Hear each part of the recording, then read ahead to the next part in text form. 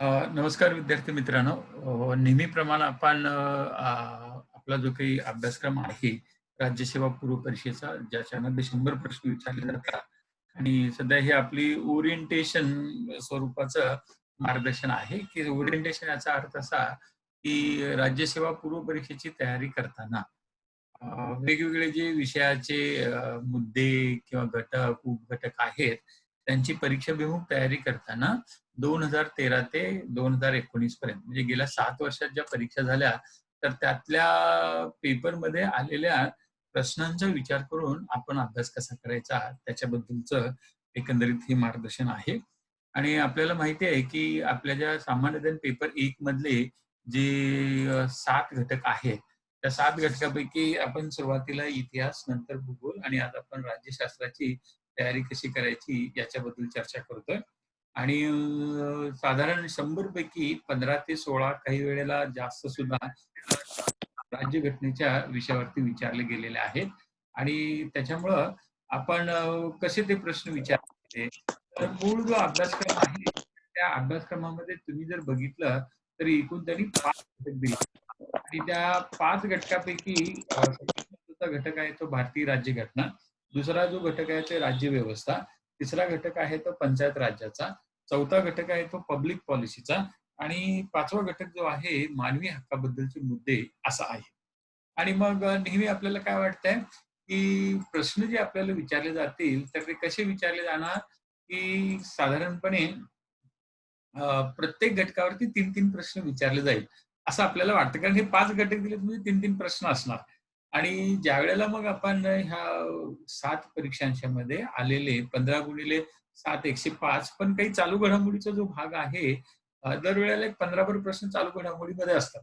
आणि मग त्याच्यात देशातल्या आणि आंतरराष्ट्रीय पातळीवरच्या राजकीय घडामोडी ज्याच्यामध्ये भारताचा प्रत्यक्ष-अप्रत्यक्ष संबंध असतो, त्याच्यावर सुद्धा प्रश्न येतात. आणि मग असं सगळं जर हे केलं, तर ते जवळ-जवळ 130 प्रश्न गेल्या 7 परीक्षांच्या मध्ये राज्यशास्त्राशी संबंधित आलेले आहेत. मग आता ह्या 130 प्रश्नांची चर्चा करत असताना त्याचा आपल्याला 2020च्या परीक्षेमध्ये कसा फायदा होईल, हे महत्वाचं आहे. आणि मग आता जसं तुम्हाला सांगितलं, तर ते राज्यघटना हा एक विषय झाला. राज्यव्यवस्था दुसरा विषय, पंचायत राज तिसरा विषय, पब्लिक पॉलिसी म्हणजे सार्वजनिक धोरण 4था विषय आणि मानवी हक्काबद्दलचे मुद्दे 5वा विषय. आता ह्या सगळ्यांची जर तुम्ही प्रश्नांचं स्वरूप बघितलं, तर लक्षात येईल, की ह्या सगळ्यांचा म्हणजे ह्या 5 घटकावरील प्रश्न जे असतात, तर त्यांचा सगळ्यांचा संदर्भ भारतीय राज्यघटनेत असलेले विविध ज्याला आपण काय म्हणू भाग, प्रकरणं, आर्टिकल्स आणि परिशिष्ट आणि मग घटना दुरुस्त्या आणि त्याच्याशी न्यायालयाने दिलेली निवाडे आणि त्याच्याच बरोबर आपल्या देशात वेगवेगळ्या विचारवंतांनी, घटनातज्ञांनी, तसंच राजकीय नेत्यांनी आणि काही अभ्यासकांनी भारतीय राज्यघटनेच्या संदर्भात केलेली विधानं. तर ह्या सगळ्यावरती आधारित तो प्रश्न असतो आणि नेहमीच आपला अप्रोच आहे, की डायनॅमिक आणि स्टॅटिक अशा दोन्ही पद्धतीने अभ्यास केला पाहिजे. मग याच्यातला स्टॅटिक अभ्यास म्हणजे काय? भारतीय राज्यघटनेत सुरुवातीला असलेले 22 भाग, 395 कलम आणि साधारणपणे त्या काळामध्ये सुरुवातीला 8 परिशिष्ट होती. आता 70 वर्षानंतर कारण 26 नोव्हेंबर 1949 ला भारतीय राज्यघटना अस्तित्वात आली आणि लागू झाली. काही भाग त्यातला त्याच दिवशी आणि काही भाग लागू झाला 26 जानेवारी 1950 ला आणि त्यानंतर आतापर्यंत भारतीय राज्यघटना ही जवळ-जवळ काहीतरी 104 वेळा दुरुस्त झालेली आहे.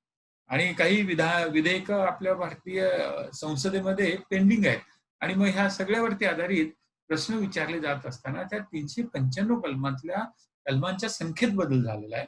त्या कलमामध्ये जी भाषा आहे, त्या भाषाच्या स्वरूपात सुद्धा बदल झालेला आहे. मग तो नेमका बदल काय आहे? नेमकं त्याच्यावरती प्रश्न कसे येतात?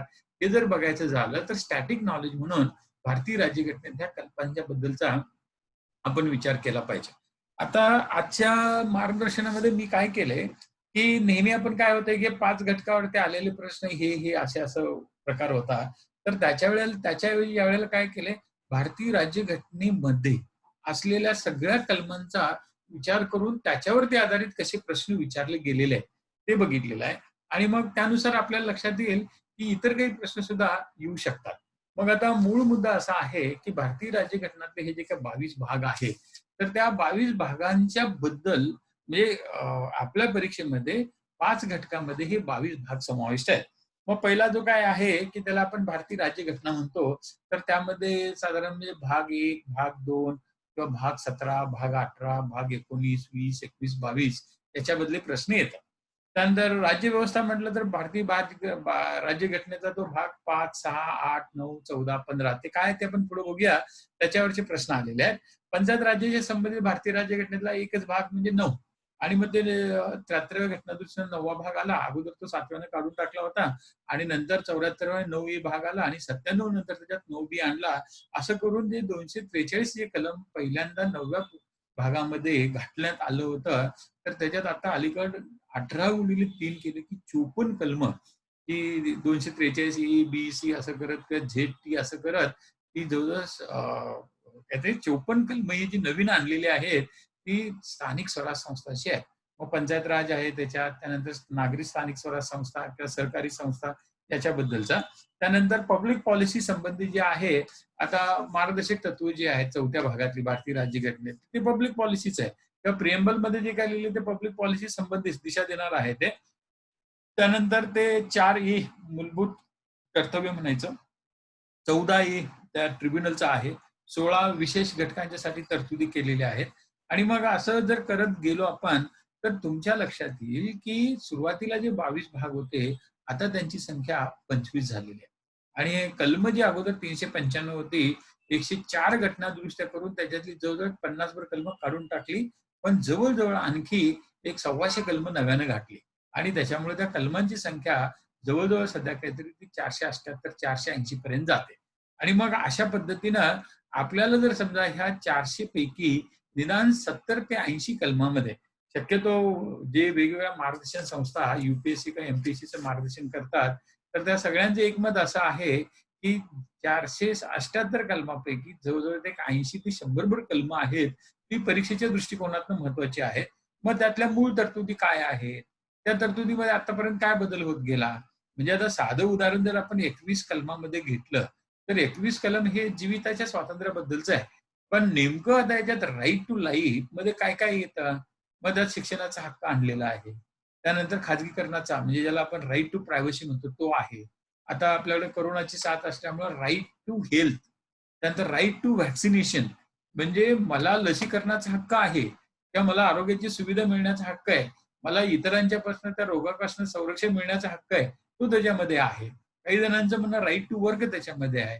न्यायालयातले बहुतांशी खटले अलीकडच्या काळातले जर तुम्ही बघायला गेला, ते 21 कलमाबद्दलचे आहेत. आणि 21 कलमाची व्याप्ती एवढी आहे, ते साधं नमूद केलेलं आहे, की 21 कलम जीविताचा हक्क देणं. आता त्या जीविताच्या हक्काची व्याख्या जीवित म्हणजे कशाला म्हणायचं? मग माणसाला इंदिरा गांधींनी सुरुवातीला सांगितल्याप्रमाणे मूलभूत गरजा ज्या आहेत रोटी, कपडा, मकान एवढंच पुरेसं आहे का? मग आता अलीकडच्या काळामध्ये जर इन्फॉर्मेशन, डेटा किंवा माहिती किंवा ज्याला सामग्री म्हणतो, हा सुद्धा माणसाचा मूलभूत हक्क झालेला आहे. शिक्षणाचा मूलभूत हक्क झालेला आहे. आरोग्याचा आहे किंवा रोजगाराचा आहे किंवा आता तुम्हाला माहिती असेल, काँग्रेस पक्षातले जे काही त्यांचे सल्लागार किंवा तज्ञ मंडळी आहेत, तर त्यांनी UBI युनिव्हर्सल बेसिक इन्कम तर एक भारतीय नागरिक म्हणून आणि भारत सध्या जगातली साधारण 5व्या क्रमांकाची मोठी अर्थव्यवस्था आणि PPP नंतरची तिसरी मोठी अर्थव्यवस्था. त्यामुळं प्रत्येक भारतीय नागरिकाला 135 कोटी लोकांना एक वर्षाला 6,000 म्हणा किंवा 12,000 असे रुपये प्रत्येकाला मिळालेच पाहिजेत irrespective of what is their income किंवा एज किंवा कास्ट किंवा कुठले आहेत ते. तर सांगायचा उद्देश काय, की असं हे एखादं कलम घ्यायचं आणि त्याच्याबद्दल झालेला जो काही महत्वाचा भाग आहे त्याच्यावरती चर्चा करायची. आता आपण जरा प्रत्यक्ष काय करूया, हे 395 कलमांचा थोडक्यात आढावा आपण घेऊया. आता भारतीय राज्यघटना घेतली, तर त्याची संविधान समिती म्हणजे घटना तयार करायला संविधान समिती महत्वाची. मग त्या संविधान समितीची उत्क्रांती कशी झाली याच्यावरती प्रश्न येतात. इतिहासात सुद्धा येतात आणि इथं सुद्धा येतात. मग आता यावेळेला जर तुम्ही बघायला गेला, तर गेल्या 7 परीक्षामध्ये त्या भारतीय संविधान समिती जी आहे त्याच्यावरती किती प्रश्न आलेले आहेत? ते 4 प्रश्न आलेले आहेत. मग आता ते कसले प्रश्न होते? तर आता हे पहिलं दिलेलं बघा, की भारतीय राज्यघटनेची पहिली बैठक कधी झाली? किंवा कुणी कुठला ठराव मांडला? मग मसुदा समितीची स्थापना कधी झाली? तर याच्याबद्दल विचारलेलं आहे. आणि पहिली जी जोडी चुकलेली आहे 11 डिसेंबर 1946 ला जवाहरलाल नेहरू यांनी संविधान उद्दिष्टांचा ठराव मांडला, ही जोडी चुकली आणि त्याच्याऐवजी ती 9 डिसेंबर अशी तारीख आहे.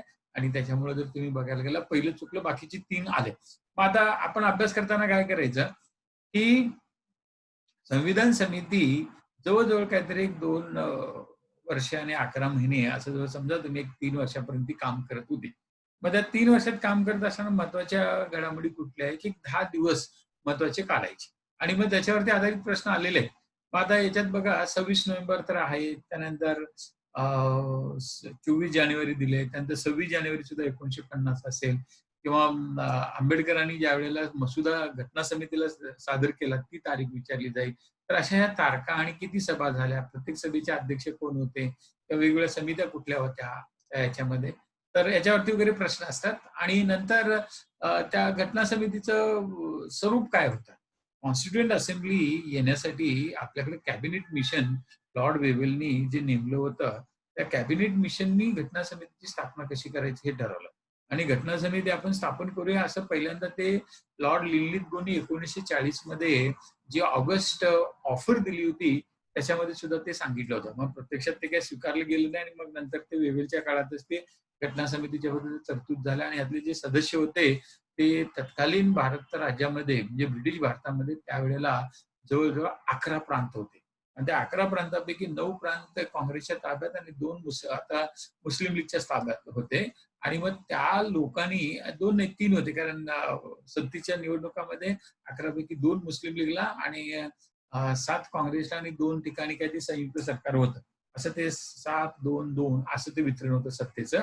1946 मध्ये ज्या काही परत प्रांतीय निवडणुका झाल्या, त्याच्यामध्ये काँग्रेसला 11 पैकी 8 ठिकाणी आणि 3 ठिकाणी मुस्लिम लीग होती आणि त्यात सुद्धा कलकत्त्याचं जी मुस्लिम लीग होती, कलकत्त्याचं जे सरकार होतं, त्याचे मुख्यमंत्री सुहरावर्दी होते आणि ते घटना समितीच्या दृष्टिकोनातून एवढ्यासाठी महत्वाचं, कारण डॉक्टर बाबासाहेब आंबेडकरांनी घटना समितीचे सदस्य म्हणून मुंबई विधानसभेतनं म्हणजे मुंबई प्रांतीय विधानसभेतनं निवडणूक लढवली होती, पण ते निवडून आले नाही. आणि त्यावेळेला मग त्यांचा ऑल इंडिया शेड्यूल कास्ट फेडरेशनचा एक सदस्य त्या काळामध्ये सुहरावर्दीच्या म्हणजेच त्या बंगालच्या विधानसभेमध्ये निवडून आला होता आणि त्यावेळेला मग मुस्लिम लीगनं पाठिंबा दिला आणि ऑल इंडिया शेड्यूल कास्ट फेडरेशनचे सदस्य म्हणून डॉक्टर आंबेडकर भारतीय राज्यघटनेमध्ये सदस्य घटना समितीवरती सदस्य म्हणून निवडून आले. आता हे सांगायचा उद्देश का, तर याच्यावरती प्रश्न आलेले आहेत. तर संविधान समितीची रचना कशी होती, सदस्य कसे निवडून आले, त्या अप्रत्यक्ष निवडणुका कशा झाल्या, कोण कुठनं निवडून आले.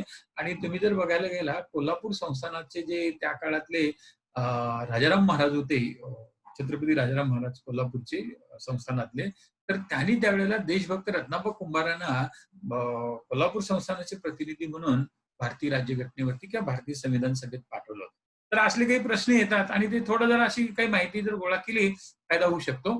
तर हे 3-4 प्रश्न हे जर बघितले तुम्ही कशावरती आलेत, संविधान समितीची रचना आणि त्याच्याबद्दलचा. आता संविधानाचा स्रोत जो आहे, तर मुळात जर तुम्ही बघायला गेले इतिहासात आपण बघितलं की घटनात्मक सुधारणा 1773च्या कायद्यानंतर सुरू झाल्या आणि त्या 1947ला भारताला स्वातंत्र्य मिळाल्यानंतर संपल्या. मग आता त्याच्यामध्ये काय आहे की पहिली खऱ्या अर्थानं ते सेपरेशन ऑफ द पॉवर म्हणजे लेजिस्लेचर, एक्झिक्युटिव्ह आणि ज्युडिशरी कधी झालं, तर ते 1861चा जो कौन्सिल ऍक्ट होता त्याच्यात. मग त्याच्यामध्ये कुणाचं की गव्हर्नर जनरलची कौन्सिल होती, लेजिस्लेटिव्ह कौन्सिल होती, एक्झिक्युटिव्ह कौन्सिल होती आणि 1862 पासून तर भारतामध्ये सगळीकडे ते उच्च न्यायालय स्थापन व्हायला सुरुवात झाली. आणि मग त्याबद्दलची माहिती वगैरे त्यातनं ज्या काही तरतुदी होत्या त्या भारतीय राज्यघटनेत आलेल्या आहेत. आणि त्यात सगळ्यात जास्त भारतीय राज्यघटनेतल्या ह्या 395 पैकी जवळजवळ 150 कलमांचा स्रोत आपल्याला 1935च्या कायद्यामध्ये मिळतो. मग हे 1935चा कायदा तसा फार महत्वाचा होता, कारण का त्या काळाचा जो इंग्लंडचा पंतप्रधान बाल्डविन जो होता, तर त्यानं अगोदरच्या पंतप्रधानांनी घेतलेल्या सगळ्या त्या गोलमेज परिषदा, भारतातल्या वेगवेगळ्या राजकीय पक्षांशी झालेल्या बोलण्या, त्यानंतर सायमन कमिशनचा अहवाल, त्याच्या अगोदरची मुद्रिमन कमिटी होती तिचा अहवाल, त्यानंतर 1919 कायद्यातल्या तरतुदी ह्या सगळ्यांचा आणि मग जे झालेलं त्या काळातलं सेंट्रल लेजिस्लेटिव्ह कौन्सिल आणि असेंब्लीमध्ये झालेलं कामकाज, या सगळ्याचा आधार घेतला आणि काही तज्ञांनी दिलेले इनपुट्स आणि त्या सगळ्यातनं तो आपल्याकडे 35चा कायदा झाला होता. आणि त्याच्यामुळे भारतीय राज्यघटनेतला 395 पैकी 150 म्हणजे जवळजवळ 40 ते 45% तरतुदी या 1935च्या कायद्याच्या आहेत. मग बाकीच्या कायद्या ज्यात 9, 19, 35, 47 ह्याच्यात काय-काय होतं हे सुद्धा विचारलेलं आहे. आणि मग आपण याचा अभ्यास करताना सुद्धा कसं करायचं माहिती आहे? आता समजा मी निवडणूक हा विषय घेतला. तर भारतात निवडणुकीची प्रक्रिया कधी सुरू झाली आणि काय-काय ह्याच्याबद्दलचा आपण थोडक्यात माहिती घ्यायची ठरवली. तर 1861 साली मगाशी सांगितल्याप्रमाणे इंडियन कौन्सिल ॲक्ट झाला आणि त्याच्यामध्ये व्हाईसरॉय इन म्हणजे लेजिस्लेटिव्ह काउन्सिल व्हाईसरॉयची आली आणि मग त्याच्यात त्यांनी 12 सदस्य नेमायचे ठरले. त्यातले मग 6 इंडियन होते आणि 6 इंग्रज लोकं घेतली. आता इंग्रज 6 लोकं ते सगळे अधिकारीच होते. इंडियन जे 6 घेतले त्याच्यात सुद्धा सगळे भरले नाहीत. त्याच्यात थोड्याच जागा भरल्या आणि त्या भरताना सुद्धा ज्यांचा इंग्रजांना पाठिंबा होता अशीच मंडळी त्याच्यामध्ये घेतली. आता हे सगळे जे कायदे तयार करण्यासाठी किंवा सूचना करण्यासाठी लेजिस्लेटिव्ह काउन्सिल व्हाईसरॉयला मदत करण्यासाठी होते. मग ते काँग्रेसची स्थापना झाली. मग त्या चळवळी सुरू झाल्या. 1892 चा कायदा आला आणि त्याच्यात मग हे एकंदरीत ते कौन्सिल जी होती त्याचं स्वरूप मग ते प्रांतिक कौन्सिल असेल किंवा मध्यवर्ती कौन्सिल असेल त्याचं स्वरूप बदलायला सुरुवात झाली. आणि मग आता विस्तार करायचं ठरलं मग त्यावेळेला लोकं आणायची कशी? प्रतिनिधी आणायचे कसे? मग ते representative should be nominated, not only nominated but also elected. मग आता इलेक्शन करायचं झालं तर मग ते इनडायरेक्ट इलेक्शन चालत. मग एल-एस-जी कायदा जो लॉर्ड रिपनने आणला होता 1883 ला, तर त्याच्यामध्ये निवडणुकीचं तत्व आलंच होतं. आणि मग पहिल्यांदा भारतामध्ये प्रांतीय किंवा मध्यवर्ती विधानसभेमध्ये किंवा विधिमंडळामध्ये सदस्य निवडण्याचं अप्रत्यक्ष निवडणुकीचं तत्व 1892च्या कौन्सिल कायद्यानं आलं. आता 1909 ला काय झालं, की आता हे अप्रत्यक्षच्या ऐवजी प्रत्यक्ष निवडणुकीचं तत्व आलं आणि 1909 ला भारतात पहिल्यांदा आरक्षण आलं आणि मग ते राखीव जागा ज्या आहेत मुस्लिमांना पहिल्यांदा मिळाल्या. मग 1909 ला ते झालं. 1919 ला निवडणूक आयोग आला. मग भारतात जर बघायला गेलं 1950 26 जानेवारी 1950 ला आपण इलेक्शन कमिशन आलं म्हणतो. पण त्याच्यापूर्वी ब्रिटिशांनी 1919 ला निवडणूक आयोग स्थापन केला होता. आणि 1919च्या कायद्यात त्याची तरतूद होते. म्हणजे आता याच्यात काय झालं, की भारतातल्या निवडणुकीची प्रक्रिया जी सुरुवात झाली 1883 चा एल-एस-जी लोकल सेल्फ गव्हर्नमेंट ॲक्ट, 1892 चं कौन्सिल ॲक्ट, 1909 चा मॉर्लेमेंटो कायदा आणि 1919 चा मॉन्टेग्यू चेम्सफोर्ड आणि नंतर 1935 ला तर ते सगळं बदलत गेलं.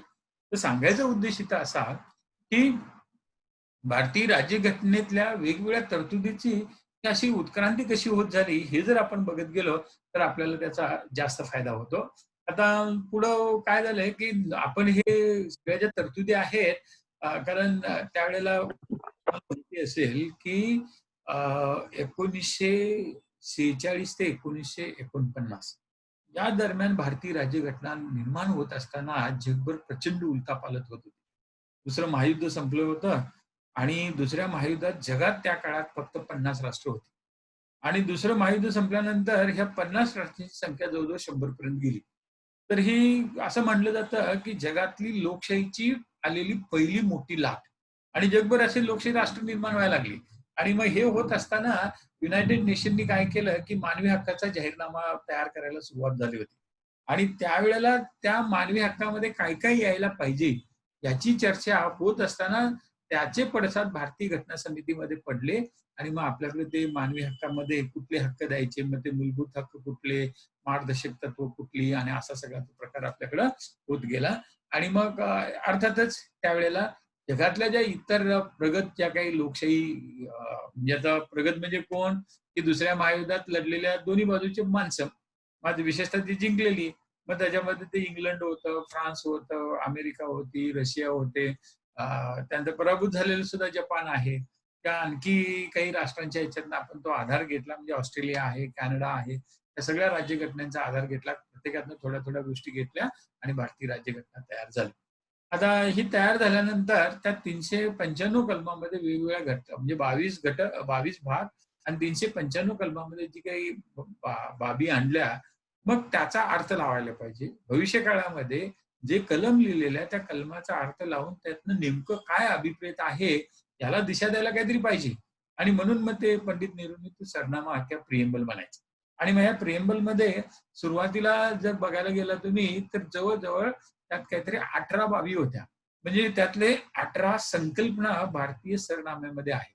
आणि त्या 18 मध्ये नंतर इंदिरा गांधींनी 1976ला 42वी घटना दुरुस्ती केली आणि त्याच्यात आणखी 2 अशा 20 कन्सेप्ट म्हणजे भारतीय राज्यघटनेच्या सरनाम्यामध्ये असलेल्या 20 बाबी ज्याला अधिकारी व्हायचंय त्याच्यासाठी फार महत्वाच्या आहेत.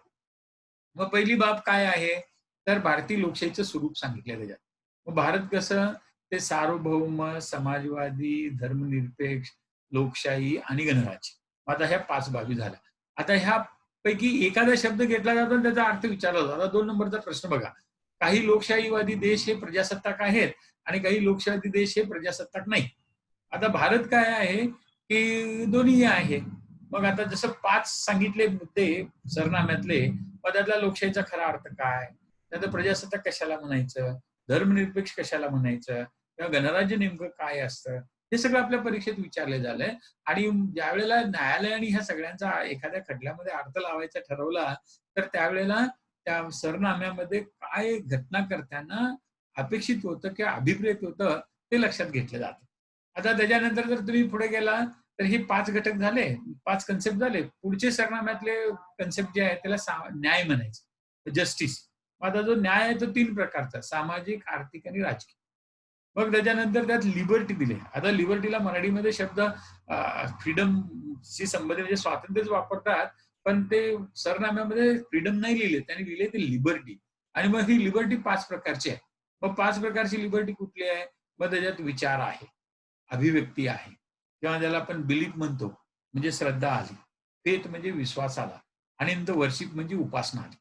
म्हणजे आता जर तुम्ही बघायला गेला पहिल्या 5 कन्सेप्ट आल्या त्या लोकशाही आणि प्रजासत्ताकापर्यंतच्या. या गणराज्य आणि प्रजासत्ताक एकच. नंतर आलं न्याय 3 प्रकारचा. नंतर स्वातंत्र्य 5 प्रकारचं. म्हणजे भारतीय राज्यघटनेतल्या दुसऱ्या भागामध्ये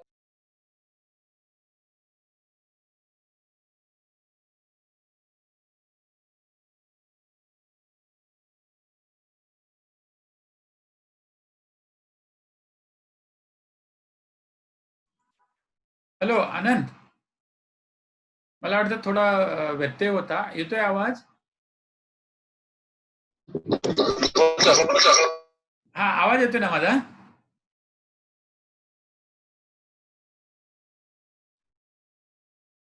बर. थोडं टेक्निकल प्रॉब्लेम किंवा टेक्निकल इश्यू होता, त्याच्यामुळं जरा थोडं इथं मला ते स्क्रीनवरती दिसलं, म्हणून मी हे केलं. तर ते मला वाटतं की परत मला ही स्क्रीन शेअर करावी लागेल तुमच्यासाठी आणि ती केलेली आहे मी शेअर. आता फक्त तुम्हाला दिसते की नाही तेवढं सांगा. स्क्रीन दिसते का? म्हणजे बोललं तरी चालेल किंवा चॅटमध्ये जर टाईप केलं तरी सुद्धा चालेल. Just let me know. Are you able to see the screen?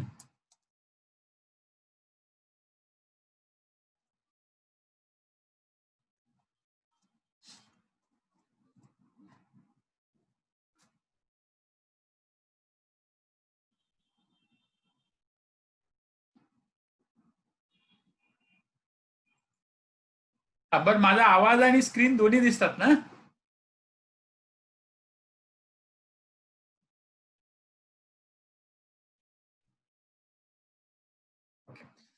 तर थँक्यू. तर आता मी सांगत होतो तुम्हाला सरनाम्याबद्दल. तर सरनाम्यामधले जे 20 मुद्दे आहेत, तर ते जर लक्षात घेतलं, तर मग अधिकारी होताना मला काय करायला पाहिजे आणि कशा प्रकारचं माझं व्यक्तिमत्व असायला पाहिजे, त्याची आपल्याला बरीच दिशा मिळते आणि स्पर्धा परीक्षेची तयारी करताना सुद्धा अनेक वेळेला त्यातनं प्रेरणा सुद्धा मिळू शकते ना. तर आता मी तुम्हाला काय सांगितलं, की सरनाम्यातले जे काही 20 बाबी किंवा कन्सेप्ट जे आहेत, तर त्याच्यातला पहिली संकल्पना ते सार्वभौम, त्याच्यानंतर लोकशाही, समाजवादी, धर्मनिरपेक्ष, गणराज्य किंवा प्रजासत्ताक. नंतर न्याय जो आहे तो 3 प्रकारचा, सामाजिक, आर्थिक आणि राजकीय. त्यानंतर स्वातंत्र्य जे आहे ते 5 प्रकारचं आणि मग त्याच्यात सुद्धा सांगितलं तुम्हाला की त्याच्यात कसं आहे की पहिला की विचार स्वातंत्र्य आहे, अभिव्यक्ती स्वातंत्र्य आहे, त्याच्यानंतर श्रद्धा आहे, विश्वास आहे, उपासना आहे. आता हे एकंदरीत जर म्हटलं 12 घटक झाले. नंतर त्यात त्यांनी काय दिलंय की इक्वॅलिटी आणि मग इक्वॅलिटी ही 2 प्रकारची आहे आणि ती फार महत्वाची आहे. भारतीय राज्यघटनेमध्ये ज्या आतापर्यंतच्या सुधारणा झाल्या 104 त्याच्यातल्या जवळजवळ 35 ते 36 सुधारणा ह्या फक्त आरक्षणासाठी झालेल्या आहेत. आणि आरक्षण कशासाठी केलेलं आहे? तर ती इक्वॅलिटीसाठी आहे. मग इक्वॅलिटी 2 प्रकारची. एक म्हणजे दर्जाची इक्वॅलिटी आणि दुसरी जी आहे ती संधीची समानता. तर संधी आणि दर्जा याच्यामध्ये व्यक्तींना, भारतातल्या प्रत्येक नागरिकाला समानता आहे. आणि मग इक्वॅलिटी विथ इक्विटी किंवा equality related to the principle of a natural justice, हा सगळा भाग तो सरनाम्यामध्ये महत्वाचा आहे. आता आपण बघितले 12 आणि हे 2 जर झाले तर 14 झाले. आता त्याच्यानंतर जे आहे तर त्याला फ्रॅटर्निटी म्हणायचं. मग त्याच्यामध्ये 3 घटक त्यांनी महत्वाचे आणलेले आहेत. मग पहिला घटक काय आहे? डिग्निटी ऑफ द इंडिव्हिज्युअल, म्हणजे व्यक्तीची प्रतिष्ठा. नंतर देशाची एकता आणि देशातल्या नागरिकांच्या मध्ये ज्याला आपण युनिटी आणि इंटिग्रिटी, तर देशाची एकता आणि एकात्मता. तर एकता, एकात्मता आणि प्रतिष्ठा ह्या फ्रॅटर्निटीशी संबंधित आहेत. आणि मग तुमच्या लक्षात येईल की ह्या सरनाम्यावरनं मोठ्या प्रमाणामध्ये आपल्या देशामध्ये एकंदरीत भारतीय राज्यघटना आतापर्यंत का टिकून राहिली? खरं कारण त्या सरनाम्यामध्ये नमूद करण्यात आलेले विचार, आणि हे जे विचार जे आहेत तर ते सगळ्यांना मार्गदर्शक आहेत. म्हणजे जनतेला तर आहेतच, राज्यकर्त्यांना आहेत, न्यायालयाला आहेत, त्याच्यानंतर प्रशासकाला आहेत. आणि त्याच्यामुळे काय होतं की the purity of the Indian constitution is based on that particular concepts which have been mentioned and elaborated wide with various judgments given by the courts. आणि त्या सगळ्या ह्याच्यामुळं जगामध्ये आपल्याबरोबर अनेक राष्ट्र स्वतंत्र झाली, पण भारतासारखी सर्वसमावेशक अशी राज्यघटना, प्रचंड प्रमाणात विषमता आहे आपल्याकडे, विविधता आहे आणि मतभेद तर नको तेवढे आहेत, संघर्ष सतत चाललेला असतो. आणि ह्या सगळ्यांना एका ठिकाणी आणून जोडायचं काम गेल्या 70 वर्षामध्ये भारतीय राज्यघटनेने केलंय.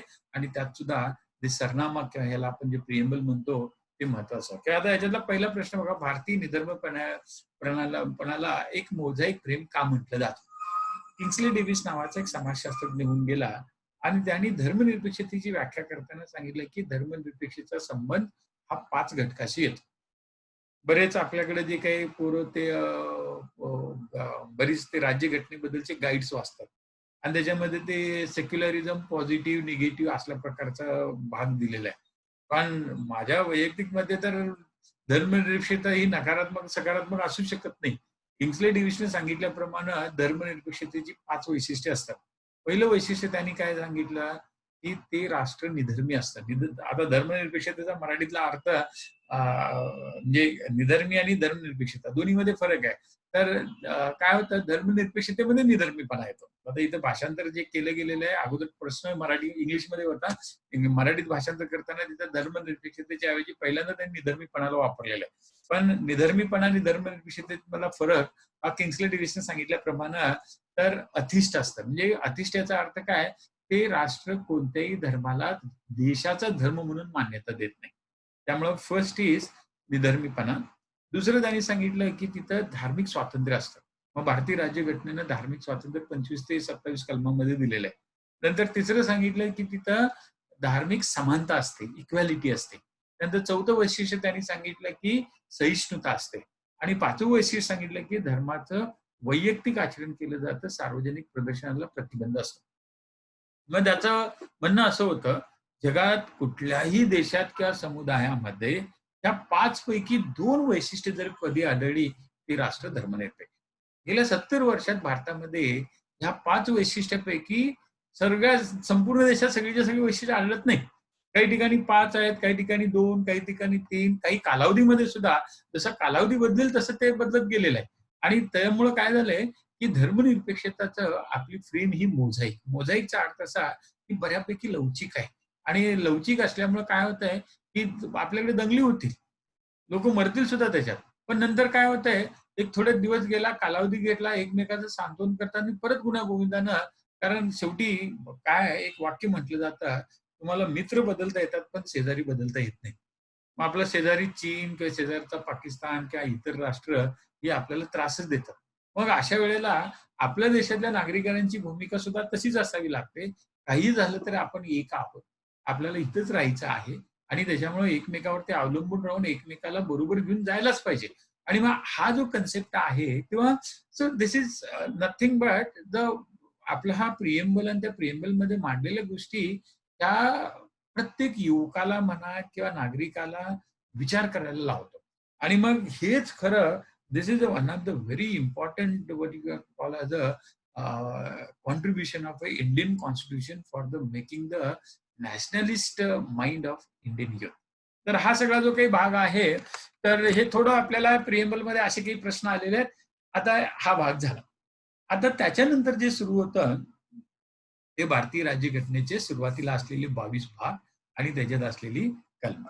मग आता ही जवळ-जवळ 395 आणि 478 कलमं मी खाली दिलेली आहेत. सगळ्यांचा तर आजच्या ह्याच्यात आपल्याला विचार करता येणार नाही, पण काही-काही महत्त्वाचे मुद्दे जे आहेत ते बघूया. आणि ही स्लाईड तुम्हाला आम्ही पाठवलेली आहेच, काही जणांना मिळाली असेल. तर तुम्ही काय करा, की हे सगळं मिळण्यासाठी तुमचा जर समजा ईमेल आयडी पाठवून दिला आमच्या वेबसाईटवरती किंवा WhatsApp ग्रुपवरती जर तुम्ही ईमेल आयडी पाठवला, तर हे स्लाइड्स आणि ह्याच्याबद्दलची असलेली पीपीटी या दोन्ही आम्ही तुम्हाला सगळ्या पाठवू. म्हणजे इतिहासाचा असेल, भूगोलचा असेल, आज राज्यघटना, उद्या आपण अर्थव्यवस्था बघतोय. तर असे काही 14 घटक आहेत, त्याबद्दलचे 14 पेपर्स आणि हे अशा पद्धतीनं वर्गीकरण केलेले पेपर, त्याचा तुम्हाला कंपॅरिझन करून अभ्यास करायला फायदा होऊ शकेल त्याच्याबद्दल. मग आता भारतीय राज्यघटनेचा पहिला भाग जो आहे, त्याच्यात 4 कलमं आहेत. आणि तुम्हाला माहिती असेल, की ज्यावेळेला भारताला स्वातंत्र्य मिळालं किंवा भारतीय राज्यघटना 26 नोव्हेंबरला आली. स्वातंत्र्य मिळालं त्यावेळेला आता मगाशी तुम्ही ऐकलं त्याच्याप्रमाणे भारतात ब्रिटिश प्रांत आणि संस्थानिक अशा 2 बाबी होत्या. आता याच्यातले ब्रिटिश प्रांत होते किती? 11 सांगितले तुम्हाला. आणि त्या 11 मधले 8 काँग्रेसकडे आणि 3 मुस्लिम लीगकडे होते. फाळणी झाली आणि त्याच्यातनं मग त्या म्हणजे आता पंजाबची सुद्धा अर्धा भाग झाला. बंगालचा अर्धा भाग झाला आणि त्यामुळे 9 प्रांत जे आहेत ते मुळातल्या 11 पैकी 9 प्रांत खऱ्या अर्थानं भारतात आले, 2च प्रांत पाकिस्तानामध्ये गेले. आता ह्या ब्रिटिश भारतातल्या प्रांताबरोबरच संस्थानिक जे होते 565 त्याच्यातले फक्त 20 वर संस्थानिक हे गेले. 20 काय 23 वर आहेत ते पाकिस्तानात सामील झाले. उरलेले जे काही आहेत ते सगळेच्या सगळे आपले सरदार पटेलांच्या ह्याच्यामुळं भारतात आले. आता हे आल्यानंतर जवळ-जवळ काहीतरी 551 ते 52 संस्थानिक भारतात आले. आणि मग अगोदर असलेले प्रांत. मग ते 500 असे संस्थानं आणि असलेले प्रांत या सगळ्यांचं काय त्यांनी एकत्रीकरण केलं आणि प्रशासनाच्या दृष्टीसुयीनं अशी त्याची 4 राज्य केली. मग त्यावेळेस केंद्रशासित प्रदेश असलं वगैरे काही नव्हतं किंवा संस्थानं सुद्धा नव्हती. तर भारतात संस्थानं स्थानिक झाल्यानंतर 26 नोव्हेंबर 1949 ला भारतीय राज्यघटनेतल्या वेगवेगळ्या भागामध्ये त्यांनी ए, बी, सी, डी असे 4 प्रकारचे प्रांत आणले. मग ए गटातले प्रांत किती होते, बी गटातले किती, सी गटातले किती आणि डी गटातले अशी सगळी संख्या काढली तर 1949 ला भारतामध्ये हे 4 गटातल्या प्रांतांची संख्या जवळ-जवळ काहीतरी 25 पर्यंत होती. आता दरम्यानच्या काळात आपल्याकडे काय झालं, की आंदोलनं सुरू झाली, की भाषेनुसार राज्य तयार करा. आणि तुम्हाला माहित आहे, की ते आंध्र प्रदेश पहिल्यांदा राज्य स्थापन झालं तेलुगू भाषेच्या ह्याच्यावरनं आणि मग हैदराबाद प्रांतातनं नव्हे, तर पूर्वीचं जे काही हैदराबाद प्रांत जो होता तो वेगळाच होता. म्हणजे आता जर तेलंगणा आणि हैदराबाद प्रांत एक म्हणायचं. पण पूर्वीचा जे आंध्र प्रदेश होता, तो मद्रास प्रांतातनं त्यांनी बाहेर काढलेला. म्हणजे आता जो आंध्र प्रदेशचा तुम्हाला नकाशा दिसतो, तशाच नकाशाचा 1953 मध्ये आंध्र प्रदेश स्थापन झाला. तेलुगू भाषिकांच्यासाठी आणि तो मद्रास प्रांतातनं भाषेवृत्तीनुसार भाषिकांच्यापासून तो वेगळा झाला.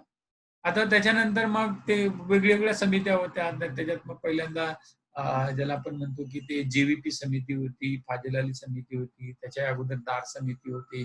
संयुक्त महाराष्ट्राच्या आंदोलनामध्ये सुद्धा वेगवेगळे करार झाले होते. नागपूर करार होता किंवा अकोला करार होता आणि या सगळ्या पार्श्वभूमीवरती त्या फाजील अली समितीच्या शिफारशी शिकवून 7वी घटनादुरुस्ती करण्यात आली आणि त्यावेळेला मग भारतात 14 प्रांत आणि 6 केंद्रशासित प्रदेश असे 20 प्रशासनाचे घटक करण्यात आले. त्या 25चं पुनर्रचना करून. आणि मग भारतात राज्य, स्टेट हा जो कन्सेप्ट आहे, तो 49 ला प्रांत म्हणून होता. आणि नंतर स्टेट हा कन्सेप्ट 7व्या घटनादुरुस्तीला 1956 ला आला. आणि मग त्याच्यानंतर वेगवेगळे आपल्याकडे घटना म्हणजे काय म्हणतात त्याला घडत गेल्या आणि त्याच्यातनं तुम्हाला माहिती आहे, की गेल्या वर्षी 5 ऑगस्ट 2019 ला जम्मू काश्मीरच्या राज्याचा दर्जा घालवला. पहिल्यांदा ते झालं आणि त्याच्यातनं मग 2 युनियन टेरिटरी आल्या आणि मग जे काही आपल्याकडे 29 राज्य जी होती त्याच्यावरती 28 राज्य आणि आता आपल्याकडे 10 केंद्रशासित प्रदेश. त्यात सुद्धा 61व्या घटनादुरुस्तीनं एनसीटी नॅशनल कॅपिटल टेरिटरीला दिल्लीला तो दर्जा देण्यात आला. तर सांगायचा उद्देश काय, हा सगळा प्रकार घडत असताना भारतीय राज्यघटनेतली ही जी कलमं आहेत 1, 2, 2 3 आणि 4. आता 2 नंतर ते 35व्या घटना दुरुस्तीत आणलं होतं, कारण आपल्याला सिक्कीम हे जे आहे, सुरुवातीला सिक्कीम भारतात नव्हतंच. तिथं 1974-75च्या दरम्यान तिथल्या जनतेनं सार्वमत घेतलं. तिथल्या राजाला ते वेगळं, जसं भूतान आहे तसंच त्याला वेगळं करायचं होतं. पण तिथल्या जनतेला भारतात सामील व्हायचं होतं. सार्वमत झालं आणि तिथल्या विधिमंडळानं शेवटी सिक्कीमला भारतात आणलं. तर ते आपल्याकडं 35 अगोदर 34 नंतर 35वी घटना दुरुस्ती झाली आणि ते 2 एकदा 35वी घटना दुरुस्ती सिक्कीमला राज्याचा दर्जा दिला. कारण 34व्या घटना दुरुस्तीत सिक्कीमला आपण असोसिएट सहाय्यक राज्याचा दर्जा दिला. मग असले काही प्रश्न जे असतील ते येऊ शकतात आणि त्याच्यामुळं 1, 2, 2 आणि 3, 4 2 नाहीच आहे आता. 4च कलम या पहिल्या भागामध्ये आहेत. मग त्याच्यावरती प्रश्न आलेले आहेत. मग आता हे प्रश्न कसे आहेत ते आता जे तुम्हाला चर्चा करताना बोललो ना, की समित्या ज्या स्थापन झाल्या आणि त्यांनी सांगितल्याप्रमाणे मग पहिलं राज्य कुठलं, दुसरं राज्य कुठलं. मग आता सुरुवातीला जी 14 राज्य होती, त्या 14 राज्यामध्ये हे दिले ना A, B, C, D ह्याच्यात एकच राज्य होतं आणि ते म्हणजे आंध्र प्रदेश. तर 1953 आणि 1956, 53ला आंध्र प्रदेश आला आणि 56ला ते तसंच राहिलं. आणि ह्यातलं A, C, D पैकी काहीच नव्हतं. मग आता याच्यानंतर डी जे आहे 1960ला मुंबई प्रांताचं विभाजन होऊन महाराष्ट्र आणि गुजरात आलं. त्यानंतर नागालँडला, कारण ते आसाममध्येच भाग होता आणि नागालँडला मग 1962ला राज्याचा दर्जा मिळाला. त्यानंतर ते पंजाब, काय म्हणतात त्याला ते, राज्य कायदा वेगळा झाला आणि 1966ला हरियाणाला राज्याचा दर्जा मिळाला. आणि मग त्याच्यातनं तुम्हाला त्या 14ची आता जी काही 28 झाली, मग ती कशी होत गेली? तर त्याचा जर थोडा अभ्यास केला तर खाली मिझोराम, नागालँड, मेघालय आणि महाराष्ट्र. अर्थात तुमच्या लक्षात येईल की इथं महाराष्ट्रच पहिल्यांदा झालं ना. आणि मग शेवटचं राज्य कुठलं असणार आहे याच्यातलं ते मिझोराम आहे. आणि मग अशा, कारण हे महाराष्ट्र 60ला, मिझोराम 85ला, नागालँड 1962ला आणि मेघालय 1972ला. आणि मग असं जर समजा तुम्ही त्या 28 राज्य कधी स्थापन झाली, काय काय जर करत गेला ते होऊन जातं. त्यानंतर राज्य पुनर्रचना आयोग आणि त्याच्याबद्दलची माहिती, त्याच्यानंतर भारतीय राज्यघटनेतला कलम 2 त्यातल्या तरतुदी, 3 मधल्या तरतुदी आणि इथे दिलेल्या आहेत तुम्हाला. आता तुम्ही भाग 2 ला गेला. आता काय आहे माहिती आहे, की मगाशी सांगितलं तुम्हाला आपल्या परीक्षेमध्ये त्यांनी 5 घटक दिलेले आहेत. राज्यघटना दिली, राज्य व्यवस्था दिली, पंचायत राज दिले, पब्लिक पॉलिसी दिले आणि मूलभूत हक्क किंवा मानवी हक्काबद्दलच्या बाबी.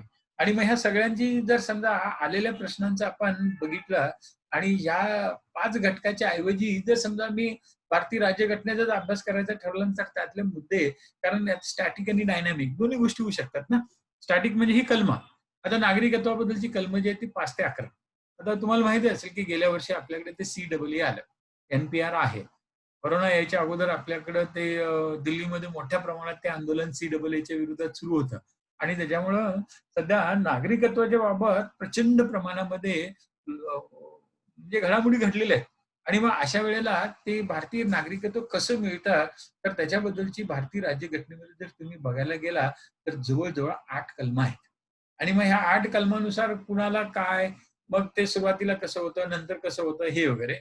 आता त्यांनी पहिलाच प्रश्न विचारला बघा, भारतीय राज्यघटनेच्या खालीलपैकी कोणत्या तरतुदी 26 नोव्हेंबर 1949ला लागू झाला? तर भारतीय राज्यघटना लागू झाली 26 नोव्हेंबर 1949ला, पण पूर्ण तरतुदी त्या 26 जानेवारी 1950 पासूनच आल्या. म्हणजे हार्डली जर बघायला गेलं तर एक 2 महिने होतात ते. 2 महिन्यानंतर सगळंच लागू झालंय. पण 2 महिन्यात कुठल्या अगोदर चालू झाल्या ते विचारले त्याने. आणि मग त्याच्यामध्ये पहिली घटना अर्थातच नागरिकत्व. कारण लोकांना तोपर्यंत काय होतं, की डोमिनियन्स म्हणजे स्वातंत्र्य मिळाल्यानंतर सुद्धा भारत हा डोमिनियन्स स्टेटस म्हणजेच वसाहतीचा दर्जा असलेला आणि राष्ट्रकुलातला एक सदस्य घटक होता. आणि त्याच्यामुळे 26 नोव्हेंबर 1949 पर्यंत भारताचं नागरिकत्व हे जे होतं, गणराज्याचं नागरिकत्व नव्हतं, तर ते डोमिनियन स्टेटसचं नागरिकत्व होतं. आणि त्याचा संबंध नाही म्हणायला गेलं तर राष्ट्रकुल संघटनेशी होता. आणि 26 नोव्हेंबर पासून ते बदलला आणि मग आपण भारतीय नागरिक झालो. तर भारतीय नागरिक ही संकल्पना खऱ्या अर्थानं अंमलात आली, हे सुरुवात त्याची झाली 26 नोव्हेंबर 1949ला. आणि मग नंतर काय होतं, की आपल्याकडे आता निवडणुका घ्यायला पाहिजेत. कारण लोकसभा, विधानसभा स्थापन करायच्या होत्या. आणि त्यावेळेला मग घटना समितीला संसद केली होती आणि इतर ठिकाणी तसं करून चालणार नव्हतं. म्हणून लवकर निवडणुका घ्यायला पाहिजेत. म्हणून निवडणूक आयोग सुद्धा आपल्याकडं त्याच दिवशी कलम जे आहे ते 324 त्याच दिवशी अस्तित्वात आलं. आणि तात्पुरती संसद जी आहे ती मात्र नंतरच लगेच काय आली नाही. ते आता कसं होतं माहिती आहे, भारतीय राज्यघटनेचं सुद्धा ज्या वेळेला भारतीय घटना समिती म्हणून काम करायची, तर त्यावेळेला तिचे अध्यक्ष कोण असायचे? डॉक्टर राजेंद्र प्रसाद. पण ज्यावेळेला घटना समितीमध्ये भारतीय संसदेसारखी कामं करायला लागायची आणि केली हं.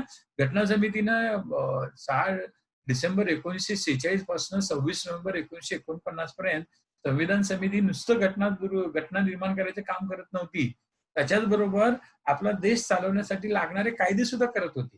आणि मग त्याबाबतचे कायदे किंवा त्याबाबतच्या बाबींचा विचार करताना ज्यावेळेला त्या घटना समितीची सभा व्हायची किंवा संविधान समितीची सभा व्हायची, त्यावेळेला अध्यक्ष मावळणकर असायचे. नंतर ते आपल्या लोकसभेचे पहिले सभापती झाले.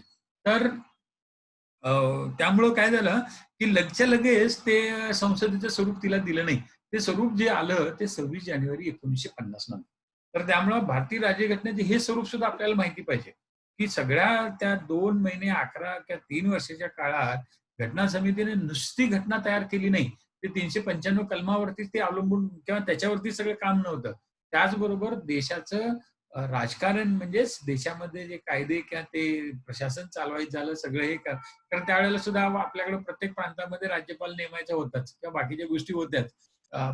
पोलीस प्रशासन होतच. त्या लोकांना काय ते धान्य किंवा ह्या सगळ्याबद्दलची यंत्रणा म्हणजे what we call the civil supplies किंवा नागरी पुरवठा किंवा नागरी सुविधा लोकांना देणं ह्या बाबी होत्याच. मग त्यासाठी नियंत्रण कुणाचं होतं? तर संविधान समितीचं. आणि त्यामुळे ज्या वेळेला संविधान समितीचं कायदे करण्याबद्दलची किंवा राजकारणासंबंधीची बैठक व्हायची, अध्यक्ष डॉक्टर राजेंद्र प्रसाद नसायचे. तिथं मावळणकरनं केलं जायचं आणि ज्यावेळेला घटना समितीची सगळी चर्चा व्हायची त्यावेळेला डॉक्टर राजेंद्र प्रसाद अध्यक्ष असायचे. आणि त्यामुळं एक नंबरचा जर तुम्ही मुद्दा बघितला तर आता तुमच्या लक्षात आलं असेल, मी ज्यावेळेला एक नंबरचा प्रश्न वाचला तर त्यावेळेला तुम्हाला हे लगेच सांगितलं की घटना समितीचं असंही होतं. मग परीक्षेमध्ये असल्या बाबीवरती प्रश्न येणार. त्यानंतर नागरिकत्वाचा कायदा जो 55 हा प्रश्न वरती यायला पाहिजे होता. म्हणजे इथं जो आहे 55चा कायदा, तर त्याच्यातलं कशानं मिळणार आणि मग ही जी कलमं दिलेत त्याच्यानुसारचं. तर साधारण जर तुम्ही बघायला गेला तर नागरिकत्वाबद्दलचे जे 2 प्रश्न आहेत. आता पहिला प्रश्न तसा डायरेक्ट नाही. नागरिकत्वाचे अप्रत्यक्षच म्हणायला पाहिजे. एक त्यातला उपपर्याय हा नागरिकत्वाचे आहे. पण दुसरा नागरिकत्वासाठी डायरेक्ट प्रश्न. तर गेल्या 7 वर्षामध्ये हे असे प्रश्न आले होते आणि या वर्षीच्या परीक्षेत CAA मुळे म्हणा किंवा आणखी काही याच्यामुळे म्हणा नागरिकत्व हा मुद्दा महत्वाचा आलेला आहे. मग आसाममध्ये जे झालं होतं, मग ते NPR मध्ये किंवा आता सध्या कसं आहे, की कोरोनामुळे सगळ्या गोष्टी थांबलेत. नाहीतर आता आपल्याकडे ती जनगणना जी आहे त्याची प्रक्रिया सगळी सुरू झालेली आहे. म्हणजे काही ठिकाणी सुरू झालेली आहे आणि त्यांना ते करावं लागणार आहे. तर पुढच्या वर्षी साधारणपणे 1 फेब्रुवारी ते 31 मार्च या दरम्यान किंवा ते साधारण विंडो ठरवतात ते 1 महिन्याचा किंवा 2 महिन्याचा संपूर्ण देशाची जनगणना करून देशाचे नागरिक किंवा रहिवासी कोण हे बघितले जाणार आहे. आता हा भाग 2 झाला. आता भाग 3 सगळ्यात महत्वाचा. तर आतापर्यंत मगाशी सांगितलं ना आरक्षणासाठी भारतीय राज्यघटना जी दुरुस्त झालेली आहे, ती किती वेळा? जवळ-जवळ 35 वेळा दुरुस्त झाले 104 पैकी. आणि हे आरक्षण हे सगळं मूलभूत अधिकारामध्ये बाकीच्या तरतुदी आहेत, पण मूलभूत अधिकाराशी संबंधित जास्त आहे. आणि मग अशा वेळेला जर तुम्ही बघायला की 12 ते 35 कलमामध्ये दिलेल्या कलमातल्या वाक्य, शब्द यांचा किस काढला गेलेला आहे. आणि तुम्ही जर बघायला गेलं ही घटना अंमलात आली 26 जानेवारी 1950 पासून आणि लगेच 1 महिना 2 महिन्यामध्ये पहिली घटना दुरुस्ती करावी लागली. आता तुम्ही पेपरमध्ये वाचलं असाल, की नेपाळच्या राज्यघटनेची दुसरी घटना दुरुस्ती झाली. त्याने भारताचा 350 किलोमीटरचा भाग त्यांनी त्यांच्या नकाशात दाखवला. त्यासाठी घटना दुरुस्ती झाली दुसरी. आता हे व्हायला तिथे किती 2 वर्ष लागली. म्हणजे नेपाळच्या राज्यघटनेत दुरुस्ती व्हायला 2 वर्ष लागली आणि ती घटना दुरुस्ती म्हणजे त्यांची घटना काहीतरी 2017-18 मध्ये अंमलात झाली होती आणि दुरुस्ती त्यांची यावर्षी 2020 मध्ये झाली. आपलं तसं नाही झालं. 1950 मध्येच पहिली घटना दुरुस्ती झाली आणि त्याचं कारण तत्कालीन परिस्थिती. भारतामध्ये काय फाळणी झाल्यामुळे दंगली भरपूर व्हायच्या आणि त्या दंगलीचा गैरफायदा समाजकंटक घ्यायचे आणि ते लोकांची इच्छा नसताना सुद्धा ते काय म्हणायचं त्याला त्या दंगलीत भाग घ्यायला लावायचा किंवा त्या उचकावून लावायचा असला सगळा तो प्रकार होता. आणि मग त्या समाजकंटकांना तशा दंगली त्यांनी लावून त्यांना तडीपार करायचं, त्यांच्या कारवाई करण्यासाठी, ताब्यात घेण्यासाठी काहीतरी कायदा असणं गरजेचं होतं. आणि मग त्यावेळेला भारतीय राज्यघटनेत मूलभूत हक्कामुळे काय व्हायचं, की ते अटक करण्यावरती मर्यादा यायच्या. आणि मग त्याच्यामुळं एखाद्याला अटक केलं तर मला का अटक केलं? मग तो माझा त्या 20 आणि 21 मध्ये दिलेला अधिकाराचा माझा म्हणजे आता तिथे 20 नंबरचे दिले बघा, अपराधाबद्दलच्या दोष सिद्धीबाबत संरक्षण. म्हणजे एखाद्यावरती गुन्हेगार म्हणून त्याने आरोप केला आणि पोलिसांनी उचलून नेता येत नाही. त्यानंतर 21 कलमामध्ये सुद्धा जीवित आहेच. तुम्ही उचलला आणि मला पोलीस कोठडीत चांगली वागणूक देणार नाही आणि मला माराल. आता विजय मल्ल्या भारतात येण्यासाठी तिथल्या न्यायालयात लंडनमध्ये सांगतो, की इथली कोर्ट पेक्षा तुरुंग एवढे खराब आहेत, की माझ्या जीवाला धोका आहे. आणि त्याच्यामुळे my right to life will be in a danger if I am transported to India आणि सबब मला हे मिळावं. म्हणजे 20 आणि 21 कलमामधला जो होता त्याचा गैरफायदा हे आताच नाही 26 जानेवारी 1950 पासून लोक घेत आहेत. आणि मग अशा वेळेला ती पहिली घटना दुरुस्ती करून एक कायदा झाला आणि त्याला पीडीए म्हणायचं, प्रिव्हेंटिव्ह डिटेन्शन ऍक्ट किंवा मराठीमध्ये त्याला काही जण एनएसए सुद्धा असं म्हटलं जातं. एनएसए म्हणजे नॅशनल सिक्युरिटी ऍक्ट किंवा नागरी सुरक्षा कायदा. आणि त्या कायद्याने काय झालं, की मूलभूत हक्कावरती बंधनं आली. आता त्याच्यामुळे काय झालं, आपल्याकडं लोकशाही असल्यामुळे लोक काय झाली आणि तज्ञ लोकही बरीच होती. मग त्यातले काही लोक माझ्या ह्या मूलभूत हक्काचा भंग झाला, जावा कोर्टात. मग उच्च न्यायालयात, सर्वोच्च न्यायालयात असं सगळं सुरू झालं आणि त्याच्यातनं मग पहिला खटला जो गाजला, ते शंकरी प्रसाद व्हर्सेस केंद्र सरकार. आणि मग त्या खटल्यानुसार सुरुवात झाली, की उच्च न्यायालयानं सरकारनं केलेल्या कायद्याचा अर्थ लावायचा, ती घटनाशी संबंधित किंवा असंबंधित ते बघायचं आणि ते सगळा प्रकार व्हायला सुरुवात झाली. मग त्याच्यातनं ते तुम्हाला मगाशी ऐकलं 7व्या घटना दुरुस्ती सुद्धा त्याच्या विरोधात सुद्धा लोकं कोर्टात गेली होती. ती प्रक्रिया सुरूच झाली तशी आणि नंतर दुसरा असा खटला तो सज्जन सिंग व्हर्सेस परत केंद्र सरकारचा. मग नंतर तो तुम्हाला गोलकनाथ खटला माहिती असेल. नंतर केशवनंद भारती खटला. मग नंतर बघायला गेला तर मनेका गांधी खटला. नंतर तो मिनर्वा मिल्स खटला. नंतर 1993 चा इंदिरा साहनी खटला. नंतर तो कोएलो खटला. आणि ह्या सगळ्या खटल्यांच्या ह्याच्यामध्ये तर एक तर शिक्षणाबद्दलचं आरक्षण आहे. प्रशासनातलं आरक्षण आहे नोकऱ्यातलं. त्यानंतर राजकारणातल्या आरक्षणाबद्दलचं आहे. त्याच्यानंतर बऱ्याच समाजाने त्यांच्या काही सांस्कृतिक किंवा आता जर तुम्ही बघायला गेला केशवनंद भारती खटला जो होता, तर ते केरळमधल्या एका मठाचं व्यवस्थापन केशवनंद भारती त्या ट्रस्टच्या मार्फत बघायचे. आता केरळ सरकारनं त्यांच्या काही त्या व्यवस्थापनात हस्तक्षेप करण्यावरून त्यांची काही ती जागा ताब्यात घ्यायचा प्रयत्न केला. त्यावेळेला भारतीय राज्यघटनेने दिलेला मला सांस्कृतिक आणि शैक्षणिक हक्कावरती गदा येते आणि भारतीय राज्यघटनेनं जी 24वी त्याच्या अगोदर झालेल्या काही घटना दुरुस्त्या त्या चुकीच्या आहेत आणि त्यामुळं मला न्याय मिळावा म्हणून ते गेले. आणि केशवनंद भारती खटल्यामध्ये मग ते भारतीय राज्यघटनेचा चौकट आली. त्याला आपण म्हणतो ना basic structure of Indian constitution आणि आतापर्यंतच्या सगळ्यात मोठं ते खंडपीठ होतं. त्यावेळेला भारतीय राज्यघटनेतल्या न्यायाधीशांची संख्या 25 होती 1973 मध्ये. आणि मग अशा वेळेला मोठं खंडपीठ म्हणजे त्या न्यायाधीशांच्या एकूण संख्येपेक्षा बहुमताची संख्या म्हणायची. एकूण संख्येपैकी बहुमत. म्हणजे त्यावेळेला बहुमत म्हणजे 13 न्यायाधीशांचं खंडपीठ पाहिजे होतं. आणि गोलकनाथ खटल्यामध्ये भारतीय राज्यघटनेला घटना दुरुस्तीचा अधिकार नाही असं सांगितलं होतं. आणि सज्जन सिंगच्या ह्याच्यामध्ये तर तसंच सांगितलं होतं. त्यामुळे पहिल्या 16 घटना दुरुस्त्या झाल्या त्यावेळेला एकंदरीत एवढा काही विरोध नव्हता न्यायालयाचा. पण 16 नंतर 24 पर्यंत ज्या काही नंतर घटना दुरुस्त्या झाल्या, तर त्या सगळ्या न्यायालयाने रद्द ठरवल्या होत्या. आणि मग अशा वेळेला न्यायालयाचे निकाल रद्द ठरवण्यासाठी परत संसदेमध्ये खटले व्हायचे. म्हणजे दुरुस्त्या व्हायच्या. आणि अशा ह्या सगळ्या ह्याच्यातनं मध्यभागी जो भाग आहे, तो हा मूलभूत हक्कांचा. मग हे मूलभूत हक्क सुरुवातीला 7 होते. नंतर ते 6 झाले.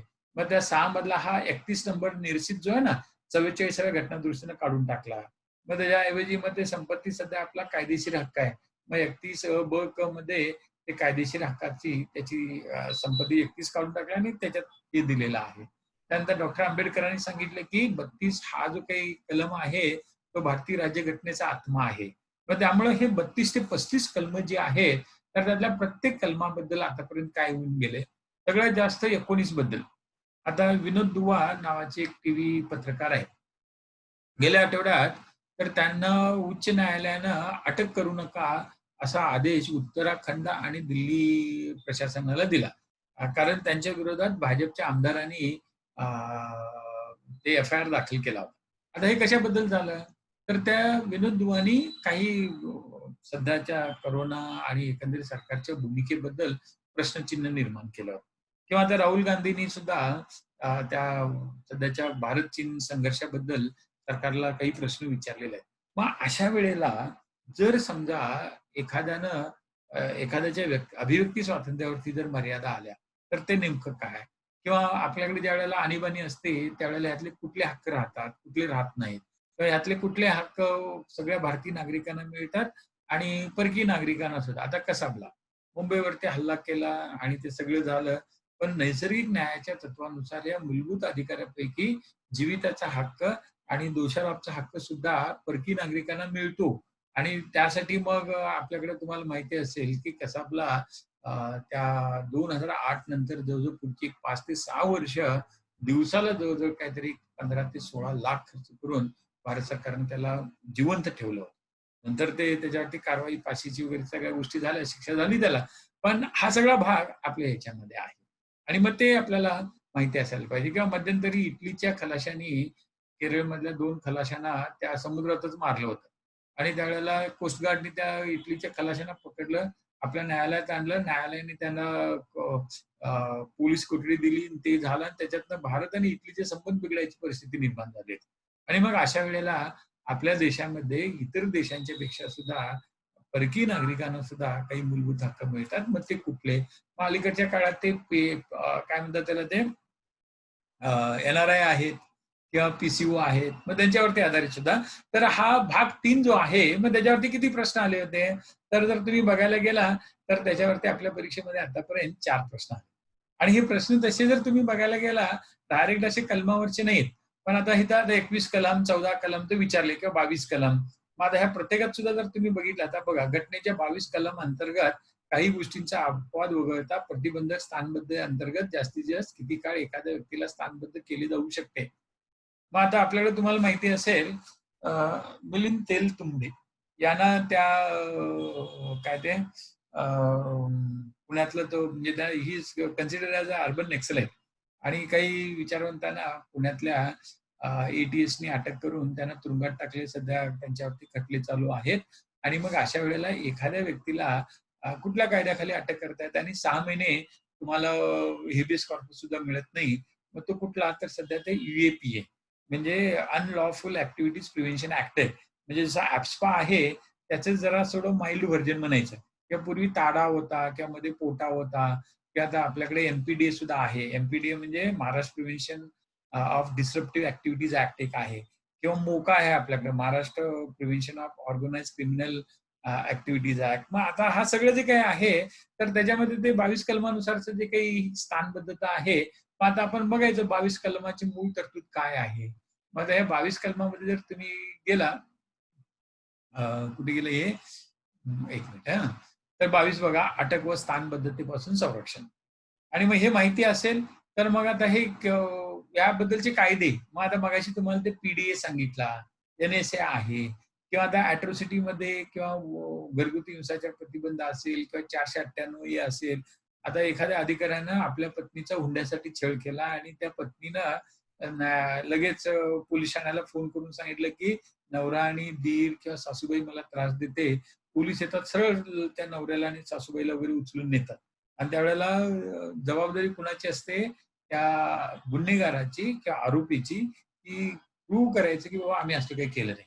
तर सांगायचा उद्देश काय? तर आपल्या भारतीय राज्यघटनेमध्ये दिस हॅज बीन व्हेरी डायनॅमिक. तर हा सेक्शन जो आहे इतका डायनॅमिक आहे किंवा आपली खऱ्या अर्थानं जर एवढं सगळं असून सुद्धा मगाशी जसा शब्द वापरला ना, विरोधाभास, विषमता जगात कुठे नाही तेवढे आपल्याकडे आहे. तरी सुद्धा जगात कुठे नाही तेवढं स्वातंत्र्य भारतामध्ये आहे. So why this? So this is because of the main thing is Indian constitution.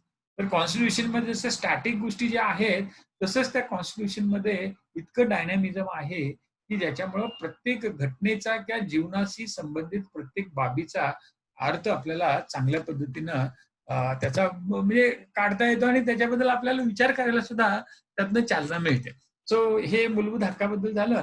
मग तसंच मार्गदर्शक तत्वाबद्दल आहे. मग ते 19 कलमाबद्दलचे प्रश्न आलेले आहेत. स्वातंत्र्य किती आहेत? तर ती स्वातंत्र्य ते सॅमरू नावाचा इंग्रजी शब्द लक्षात ठेवला. SAMROO. एस म्हणजे स्पीच, ए म्हणजे असोसिएशन, एम म्हणजे मूव्हमेंट, आर म्हणजे रेसिडेन्स, ऑक्युपेशन आणि ऑर्गनायझेशन. आणि मग ह्या सगळ्याच्या बद्दल प्रश्न बरेच आलेत आणि मग you can study about that. मग तसा आता भाग 4. मगाशी तुम्ही ऐकला की 1948 ला 10 डिसेंबरला United Nations human rights declaration जाहीर केलं. भारतीय संसदेत त्याच्यावरती चर्चा झाली. त्यात 30 कलम होती. त्या 30 कलमातली भारतातल्या नागरिकांना किती द्यायची? आता बघा, मूलभूत हक्क द्यायचे झालं तर तेवढे रिसोर्सेस तुमच्याकडे पाहिजेत. मगाशी तुम्ही ऐकलं युबीआय, युनिव्हर्सल बेसिक इन्कम द्यायचं झालं आणि आपण जरी जरा सध्याच्या ह्याच्यानुसार ठरवलं, दारिद्र्य रेषेच्या किंवा आता आपल्याकडे मनरेगा अंतर्गत दिवसाला लोकांना ₹400 पगार मिळतो, म्हणजे हजेरी मिळते. मग 400 गुणिले 100 दिवस जर वर्षाला द्यायचं ठरवलं तर साधारण ते 40,000 तर झाले. त्यामुळे मुळात जर समजा प्रत्येक व्यक्तीला एक इन्कमची हमी म्हणून ₹40,000 वर्षाला द्यायचे ठरवले युबीआय अंतर्गत, तर 40,000 गुणिले 136 कोटी लोक. आता की प्रचंड रक्कम म्हणून आणायची कुठनं पैसे तेवढे? आणि मग अशा वेळेला असले काही अधिकार असतील ते देण्यासाठी आमच्याकडे रिसोर्सेस नाही, तशी यंत्रणा नाही आणि तशा पद्धतीची प्रशासकीय माणसं सुद्धा लागतात ना.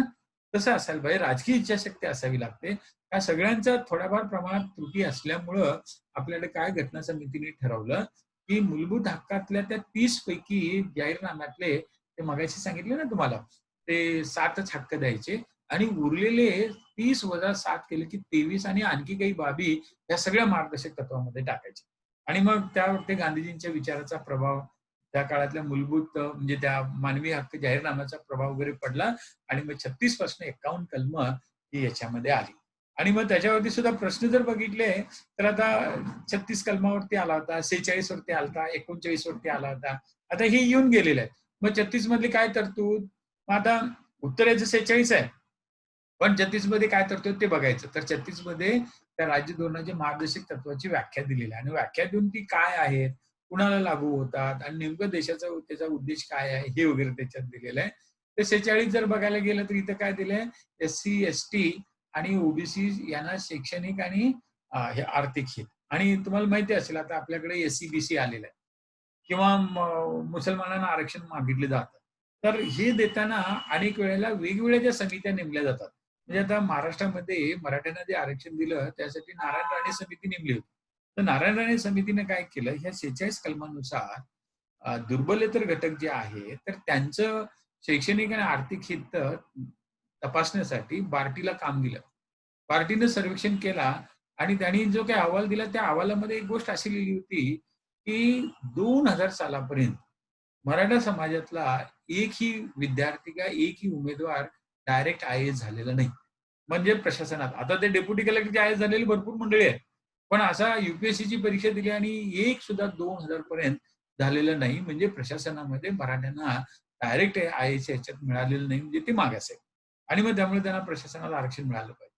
मग त्यात डॉक्टर किती झाले, शिक्षण किती हे झाले. मग आता ते सीईटी परीक्षेतनं पास होऊन मराठी किती डॉक्टर झाले, इंजिनियर किती झाले हे बघितल्यानंतर ती संख्या कमी होती इतरांच्या तुलनेत आणि मग शिक्षणामध्ये सुद्धा आरक्षण.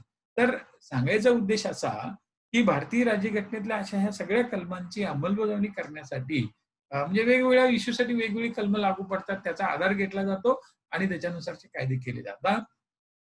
कोर्टामध्ये मराठा आरक्षण टिकायचं झालं. तर हे 46 कलमानुसार हे आरक्षण योग्यच आहे. हे पटवून द्यावं लागतं.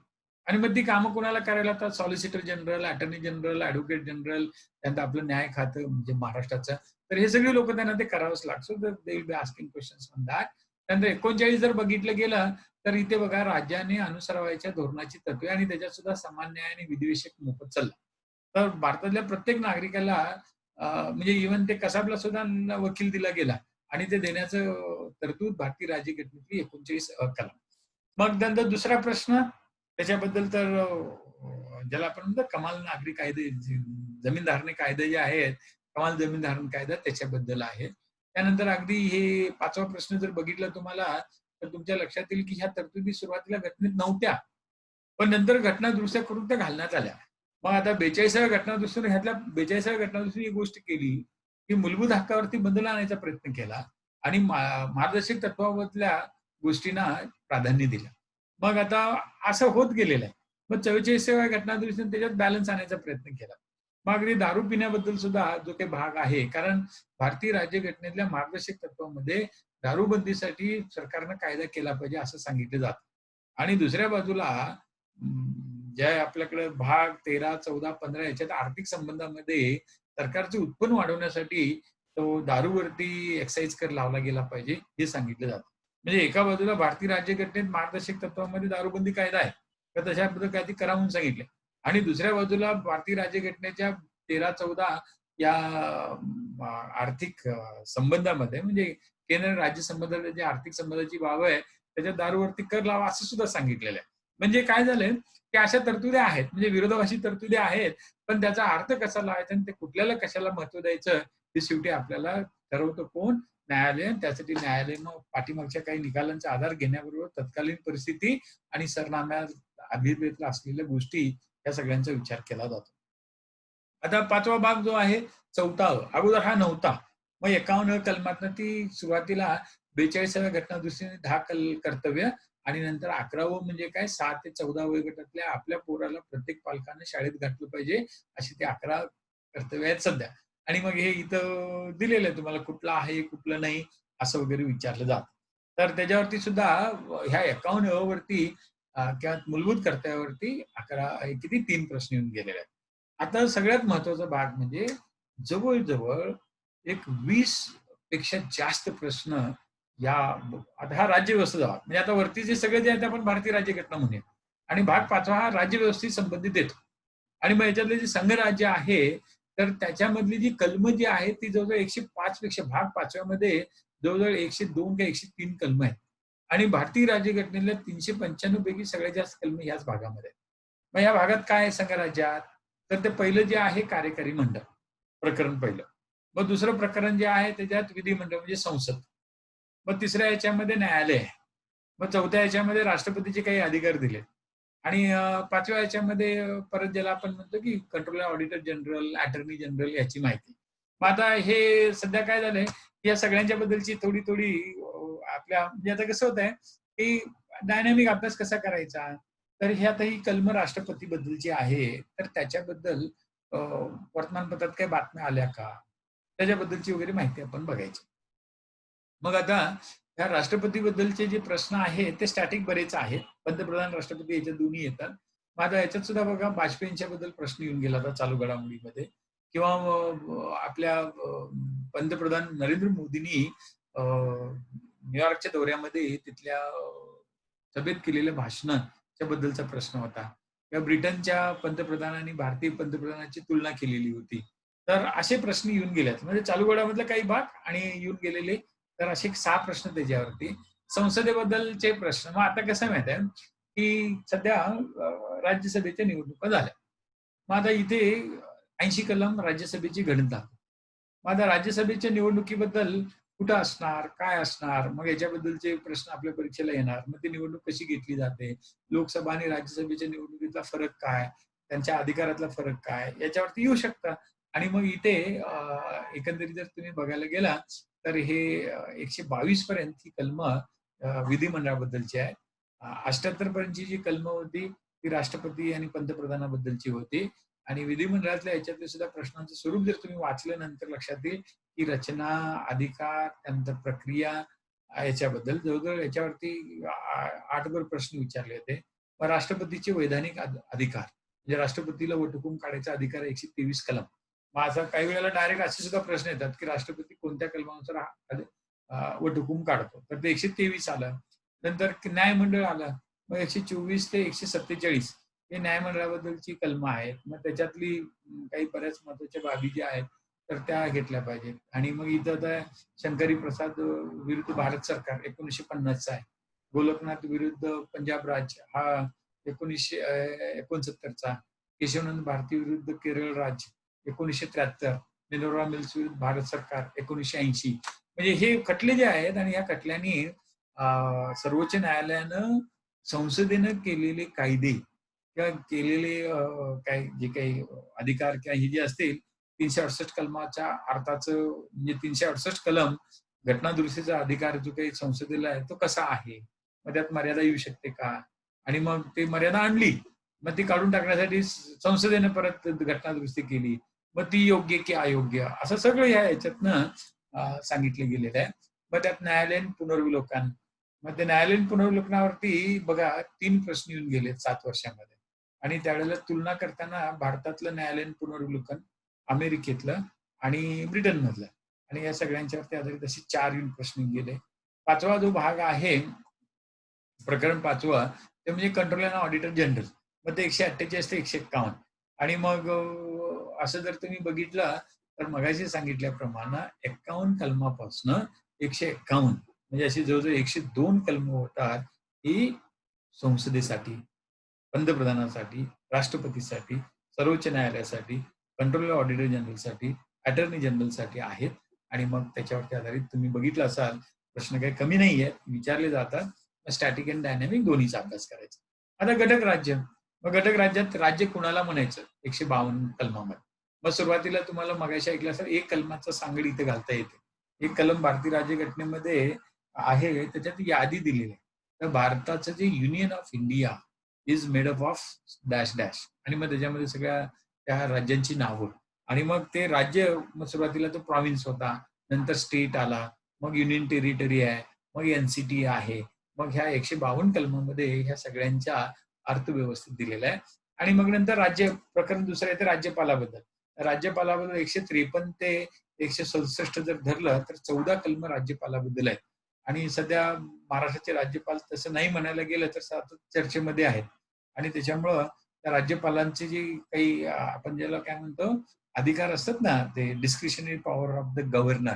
आणि किंवा आता तुम्ही जर बघायला गेला तर वळवी नावाचे आपले आदिवासी विकास मंत्री आहेत, वळवी नाही त्यांचं नाव विसरलो मी, तर त्यांना शपथ घेत असताना त्यांनी काही वेगळे शब्द वापरल्या वेळेला आपले राज्यपाल त्यांच्यावरती ओरडले होते आणि त्यांना सांगितलं होतं परत शपथ घ्या.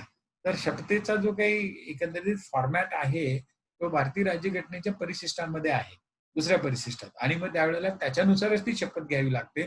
त्याच्यापेक्षा जरा थोडं जरी डिव्हिएशन केलं तर ते राज्यपाल किंवा संबंधित अधिकारी तर ते जे शपथ रद्द ठरवू शकतं किंवा ते पद सुद्धा अधिकार त्या व्यक्तीला मिळत नाही.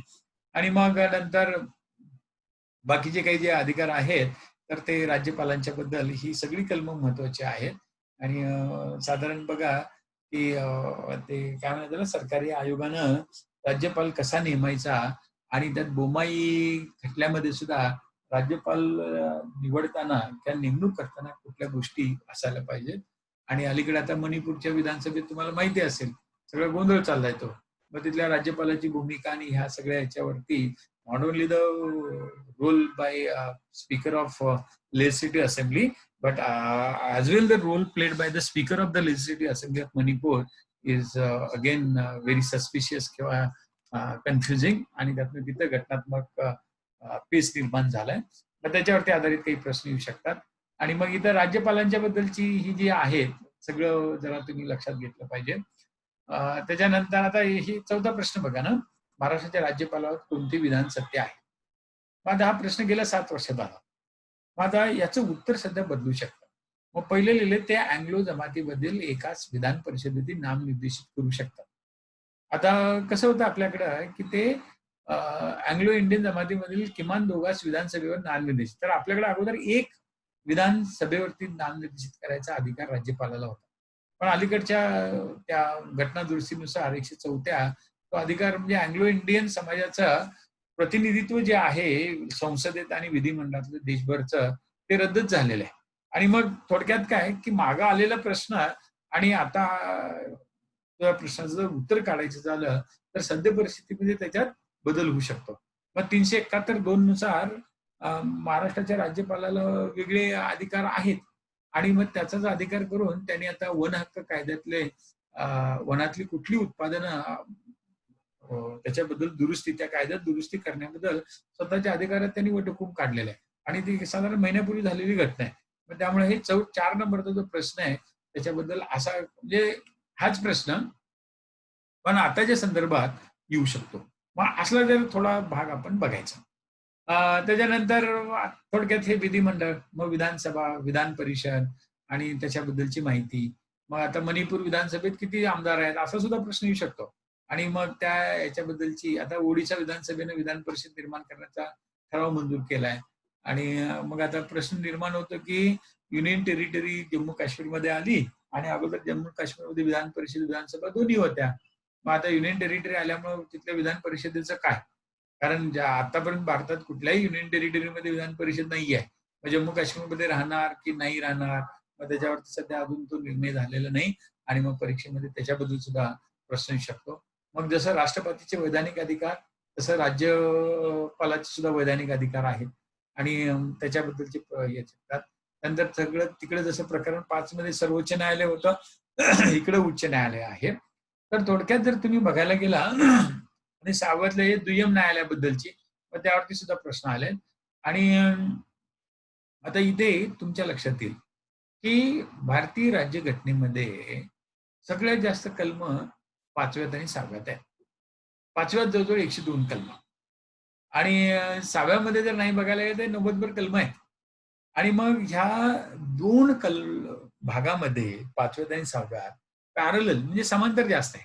मग तिथं राष्ट्रपती, इकडे राज्यपाल, तिकडे पंतप्रधान, इकडे मुख्यमंत्री, तिकडे लोकसभा, इकडे विधानसभा, तिकडे राज्यसभा, इकडे विधान परिषद. मग त्यानंतर तिकडं काय ते सर्वोच्च न्यायालय, इकडे उच्च न्यायालय. त्यानंतर इकडे दुय्यम न्यायालय सुद्धा आहे. तिकडे अटर्नी जनरल, इकडे ऍडव्होकेट जनरल, सॉलिसिटर जनरल तिकडे, इकडे तसं कोणी नाही आहे अजून. अतिरिक्त ऍडव्होकेट जनरल वगैरे आपल्याला नेमतात.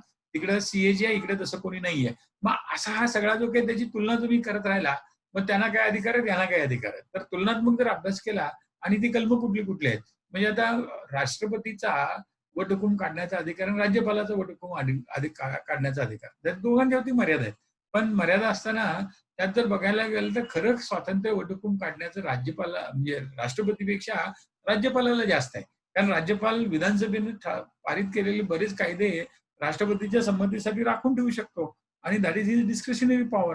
असा हा सगळा जो काही भाग आहे, तुलनात्मक जर अभ्यास केला तर त्याचा आपल्याला म्हणजे ती 102 आणि 90 तर 200 कलम फक्त 2 भागामध्ये, 395 पैकी 200 कलम फक्त 2 भागामध्ये आणि मग त्यातले महत्वाची कलम आणि त्याच्याबद्दलचा भाग. आता मगाशी तुम्ही ऐकलं असाल 26 नोव्हेंबरला 1949 ला भारतातल्या सगळ्या राज्यांचं किंवा प्रांतांचं वर्गीकरण 4 गटात झालं. मग ते ए गटातली जी राज्य होती त्यांचं प्रशासन कसं चालायचं ते 5व्या, आता आपण चर्चा केली ना, त्या 6व्या भागामध्ये होतं. 5व्यामध्ये केंद्र सरकार, 6व्यामध्ये अ गटातली राज्य, 7व्या याच्यामध्ये ब गटातली राज्य होती, 8व्यात त्यांनी ते केंद्रशासित म्हणजे क गटातली राज्य आणि 9व्यामध्ये ड गटातली राज्य असं दिलं होतं. मग आता झालं काय, 7वी घटना दुरुस्ती झाली आणि त्याच्यातनं ही अ गटातली म्हणजे राज्यांचे 2च प्रकार राहिले. एक प्रकार म्हणजे राज्य आणि दुसरा प्रकार म्हणजे केंद्रशासित. मग आता केंद्रशासित म्हणजे त्या काळातली ती क गटातली राज्य. मग क आणि अ दोन्हीतला जो प्रकार म्हणजे 6वा आणि 8वा भाग तेवढाच घटनेत राहिला आणि 7व्या घटना दुरुस्तीचा 9वा भाग, मग त्याचं जे 238 कलम आणि 7वा भाग 238 कलम आणि 9वा भाग 243 कलम घटनेतनं ते रद्दच केलं. आणि मग नंतर तुम्हाला माहिती असेल की 93 मध्ये आपल्याकडं म्हणजे 1956 ला 7व्या घटना दुरुस्तीनुसार भारतीय राज्यघटनेतनं 2 भाग काढून टाकण्यात आले. त्यामुळे 1956 च्या शेवटी 1 नोव्हेंबर 1956 रोजी भारतीय राज्यघटनेत 22 ऐवजी 20च भाग होते. आणि त्या काळात म्हणजे हे सगळ्यात कमी भाग म्हणायचे आणि आता ती संख्या वाढत 25 पर्यंत गेलेली आहे. मग त्या 22 पैकी 20 भाग 2 काढले कुठले, तर 7वा भाग म्हणजे 238 कलम काढले. आणि आता परत ते 238 कलम भारतीय राज्यघटनेत आलेलं नाही अजून. मग नंतर 8वा भाग म्हणजे केंद्रशासित आणि त्याच्यात सुद्धा आता बराच बदल झालाय. मगाशी तुम्ही ऐकला की ते दिल्ली बद्दल. माझा दिल्ली बद्दल हे 239 ए म्हणजे आता इथे 239 जे आहे त्याच्यातच परत अजून ए तयार केलंय आणि ते 61व्या घटना दुरुस्तीनुसार आलेलं आहे. आणि त्याच्यातनं काय केलंय, ते लेफ्टनंट गव्हर्नर ऑफ दिल्लीला तिथल्या मुख्यमंत्र्यापेक्षा जास्त अधिकार दिलेले आहे. आणि आता नेहमी सतत आताचे सध्याचे लेफ्टनंट गव्हर्नर अनिल बैजाल, त्यानंतर मुख्यमंत्री आणि केंद्र सरकारचे गृहमंत्री या सगळ्यांच्या मध्ये सध्या त्या कोविडवरनं, कारण आता खऱ्या अर्थानं कालच दिल्ली ही भारताची कोविड राजधानी झाली, कारण मुंबईपेक्षा तिथे जास्त पेशंट आहेत. आणि मग तुम्ही जर बघायला गेला तर असं काही जी माहिती आहे सांगड घातली आणि थोडं जर लक्षात दिलं तर बऱ्याच गोष्टी लक्षात ठेवू शकतात. ते तर अरविंद केजरीवाल बद्दल त्यांच्यावरती प्रश्न मुख्यमंत्र्याबद्दल आला होता. आणि मग असे बरेच जे मुख्यमंत्री भारतात बरेच चांगलं काम करणार आहेत, म्हणजे आपले सध्याचे महाराष्ट्राचे मुख्यमंत्री उद्धव ठाकरे असतील किंवा केरळचे मुख्यमंत्री किंवा अगदी आंध्र प्रदेशचे मुख्यमंत्री. आता आंध्र प्रदेशच्या मुख्यमंत्र्यांनी तर सध्या गेल्या आठवड्यातच म्हणजे मला वाटतं परवाच्या दिवशी तिथल्या विधानसभेनं अगोदरच पारित केलेल्या ठरावाला तिथल्या राज्यपालानं मान्यता दिली आणि पहिलं राज्य आहे आंध्र प्रदेश, तिथं 3 राजधान्या असणार आहेत. कर्नूल ही 1953 आंध्र प्रदेश राज्य झालं ना, त्यावेळेला आंध्र प्रदेशची राजधानी कर्नूल होती. कारण त्यावेळेला हैदराबाद आंध्र प्रदेशमध्ये नव्हतं. कारण ते 1956ला हैदराबाद मधला तेलुगू भाषिक भाग आंध्र प्रदेशमध्ये गेला. मराठी भाषिक मराठवाडा महाराष्ट्रात आला आणि कानडी भाषिक काही भाग हा कर्नाटकामध्ये किंवा त्यावेळच्या मैसूर प्रांतात गेला 1953ला. आता त्यावेळेला राजधानी आंध्र प्रदेशची 53 मध्ये जी होती ती कर्नूल होती. 56 मध्ये आंध्र प्रदेशची राजधानी हैदराबाद झाली. नंतर आता 2005 मध्ये ते राज्य बदललं आणि तिथं राजधानी परत ते तेलंगणाची आंध्र प्रदेश झाली आणि मग आंध्र प्रदेशची राजधानी त्यांनी विजयवाडा केली आणि मग आता बांधायला तिथं अमरावती चालू आहे. मग आता सध्या त्यांनी काय केलंय की 3 राजधान्या करायच्या ठरवलेल्या. मग एक प्रशासकीय राजधानी, त्यानंतर वैधानिक राजधानी आणि न्यायालयीन राजधानी. तर कर्नूलला आंध्र प्रदेशचं उच्च न्यायालय असणार आहे. हैदराबादला आता आहे ते, नंतर ते कर्नूलला जाणार आहे. म्हणजे आता जे झालेलं आहे याच्यातनं या वर्षात जाईल ते. नंतर विशाखापट्टणमला त्यांनी प्रशासकीय राजधानी केली आणि अमरावती सध्या नवीन बांधायला चालू जे आहे, तर त्याला त्यांनी त्या राज्याची वैधानिक राजधानी केलं. म्हणजे जसं दक्षिण आफ्रिकेत 3 राजधान्या आहेत, तसं या 3 राजधान्या हे पहिलं राज्य ज्यांनी ते केलेलं आहे. मग परीक्षेत असले सुद्धा प्रश्न येणार आहेत आणि मग हे थोडं आपण चर्चा केली पाहिजे. तर 8वा आणि 9वा भाग 7व्या घटनादुरुस्तीत काढून टाकला आणि 2च कलम होती. 238 ब गटातल्या राज्यांच्या बद्दल आणि ड गटातल्या राज्याच्या बद्दलचा असलेला 9वा भाग. आता हे 9वा भाग परत 73व्या घटनादुरुस्तीनुसार 9वा भाग पहिल्यांदा आला. मग त्याच्यामध्ये त्याने 18 कलम आणली 243 पासून 243 243 ओ पर्यंत. मग परत 74वी घटनादुरुस्ती झाली आणि त्याच्यात त्यांनी मग आता हे पंचायत राज्याबद्दल आपल्या परीक्षेमध्ये एक असे 2 प्रश्न येऊन गेलेले आहेत. भाग 9वा अ जो आहे त्यात महानगरपालिका आणली आणि त्याच्यात सुद्धा 18 कलम आहेत 243 ते 243 झेड.